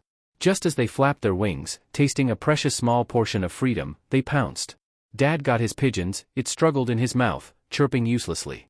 The other one tried to fly in the opposite direction as this act, frightened and with the instinct to survive. It had perfectly dodged Izuku's first attack. Sadly but only for it, Izuku wasn't giving up easily. He let the pigeons fly until it calmed down slightly, letting his guard down for just 1 second to rest on the wardrobe's ajar door. Izuku weighed the possibilities of getting squashed to death by a wardrobe. Deciding he didn't care enough about what could happen, he tried to make a plan to get the pigeon. The wardrobe wasn't small by any means, too tall for him to jump. He had to get the pigeon out of that spot. Thankfully that wasn't a hard task, with just a flap of his wings to get up made the pigeon squeak and fly. There weren't many spots to land on, so Izuku decided to hunt it in the air for the first time. It didn't go well. He had crashed onto a wall the first 2 seconds into the chase, which was very embarrassing for him. Then almost hitting the wardrobe's door, then stumbling onto Yamada who had been trying to make himself one with the room's door. He was getting frustrated as the pigeon flapped its annoying wings yet again escaping him. He whined, getting tired of the chase, he was hungry. Landing by the door, he pouted and looked at his dad, who had long ago swallowed his own pigeon, with big pleading eyes. He sighed, shook his head, and went to chase the DMN pigeon. In the end, Izuku happily ate his pigeon while Yamada was clearly rethinking his decisions of the day. "Mina, what do I do, oh? Denki whined at Mina, shaking her frantically in her own room. The whole Baku squad as they have proclaimed themselves was there, laughing at Denki's despair. "Dunno, take him out on a date?" she said, grinning as his whole face lit up red as a strawberry. "Mina, don't say that." Denki shushed her quickly, motioning for her to keep shut with a finger on his lips. "Why are you shushing her if we all here know you have this big fat crush on Takami?" Siro said, laughing when Denki snapped his head to look at him, even redder than before. "I do not." He whined. "Do too," Jairu mocked. "Do not." He repeated, frustrated. "Do too." All of them snapped at him, as if he was a stubborn kid or something. Even Bakugu. "That's just cruel." "Bruh, it's so obvious that I actually don't know how Takami hasn't noticed," Siro said, pleased to hear Bakugu laugh at him. "It's not obvious, it's just, Mina facepalmed beside him. "You were admiring him with these big puppy eyes when he flew beside you on ground beta. I had to remember you to breathe, Kaminari." She half mocked and half scolded him. Denki gasped, "The audacity. Just admit it, you like Takami, what's wrong about it?" Jairu interrupted, leaving the room in silence as they turned to look at him. Even Bakugu, who had been reading a book on the bed, stopped. "He's already traumatized, what if I make it worse?" He finally admitted his fear of harming Takami more than the world already had. "You wouldn't. And if you do, you apologize and do what's in your range of motion to fix it," Bakugu said, oddly serious. Denki took the advice to his heart, ping his head curiously at Bakugu. "You sound like you're talking by experience," he said, a clear but silent question hanging in the air. "Are you?" "It's because I am, dunce face." "Thank you," he said, not pointing out what was said, it wouldn't do good. "Can we get back to taking him on a date? Like really, I think he would love it. Especially for the fact he hasn't left this building much," Mina said, pulling him towards the conversation again. Denki was about to deny again when he paused and actually thought about it. The worst that could happen was him saying no or not liking the date, nothing else. Well, Denki would be left looking like an idiot, but that's beside the point. Just a casual one, no overdressing or taking him to fancy places, go to the park or something, Jairu chimed in. I guess I could take him to the park and even go for some ice cream, Denki murmured, blush now lighter but still present. He was fidgeting with his fingers as he thought about it a little more. We don't have training this afternoon, remember? It's a great time, Zero said, looking pointedly at the time. 1:03 p.m. Now? Today? Denki shrieked, he was barely prepared for this. There isn't a better day than the present, Bakugo said, going back to his book shortly after. Denki sighed, already dreading the worst. Walking up the stairs, Denki began getting even more nervous than before. He had changed to a more presentable outfit but didn't overdo it. Simple. Just as he was about to knock, Yamada-sensei opened the door full force, scaring him to death. Ha! Kaminari, what are you doing here? He asked. Denki just now noticed Takami hovering beside him. I wanted to ask if Takami wanted to go to the park and get some ice cream? Denki rushed to explain, taking 2 steps back before he was grabbed by the hem of his shirt by Takami. Right, stairs. Ha. We have to go to the mall, but you can make company. Takami said enthusiastically. Denki even saw his tail wag one time before it settled. Yamada-sensei looked between them, one brow raising. Maybe it was very obvious. Alright then, let's go shopping. Hope you don't get motion sick, kiddo, Yamada said while closing the door and slowly getting downstairs, quick in his feet even though he's older than Denki who's dragging his feet with each step. In his defense, he just got up here. They really should think of installing an elevator. After some more walking, Denki was glad when his feet touched solid floor, no more stairs. Or at least it was like that before he grazed his pockets and found out he had forgotten his phone. No. Finally, after 10 minutes, they were finally leaving UA via car, which was comfy. Both Takami and himself were in the back seats, looking at each other in the awkward not actual silence if not for the music blaring out of Yamada's phone. Takami was pouting, his chest towards the seat as he couldn't actually sit like a normal person would. Meanwhile, Denki was trying to come up with an icebreaker. So, what kind of music do you like? Denki asked after some painfully long minutes, gaining the attention of Takami instantly, like he had been waiting for him to talk. I have been listening to those pop songs Mina puts on. I don't really know much about music, he said, shuffling closer to him so they didn't have to speak too loud. Really? I don't really have one type of music I enjoy, anyway. What do you do with your phone? I thought you listened to music with it, to be honest, Denki rambled, trying to maintain the conversation.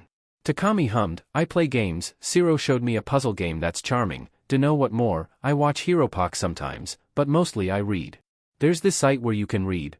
Hizashi listened to the soft mumbling of the kids as he drove towards the mall at a slow pace, bored out of his mind but knowing it was a small moment for them before being swarmed by annoying people at the mall. Sadly, the mall wasn't that far away from UA and the traffic wouldn't let him go any slower, so they got there in 20 minutes. Young Takami cheered when the car came to a stop, opening the door to stretch his legs the second Hizashi turned the child-proof lock off. It was funny, though young Takami seemed annoyed at his chuckle. You try on shorts not made for you in a car also not made for you. My legs hurt.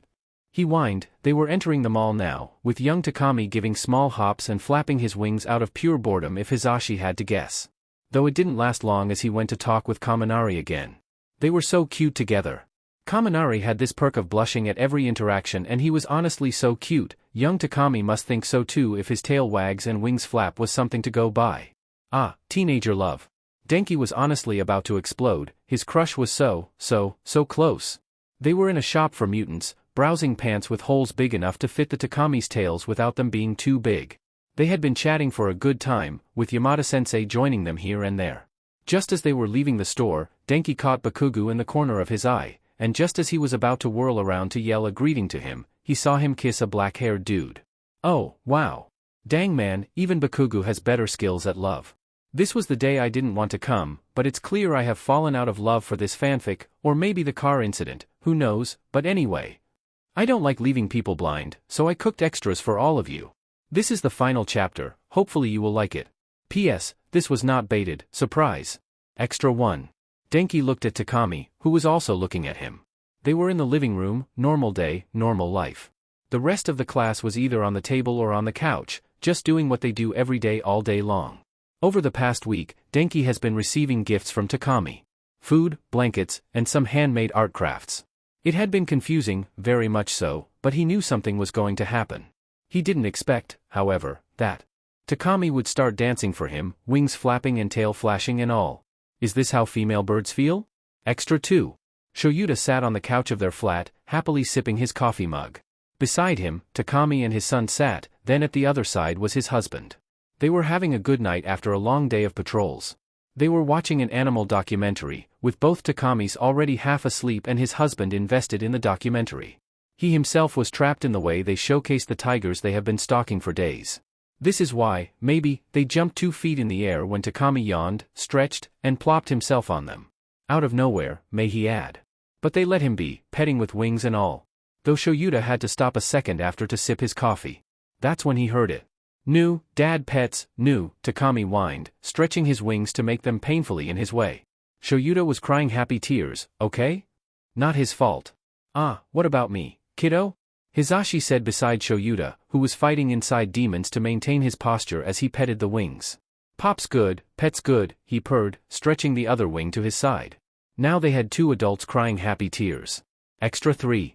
Shouta watched fondly how his class cuddled with each other after a patrol had gone wrong for Izuku and Kigo. Their wings had been ripped by force by some villain, so now they were making a communal nest even if they didn't actually know how to make a nest.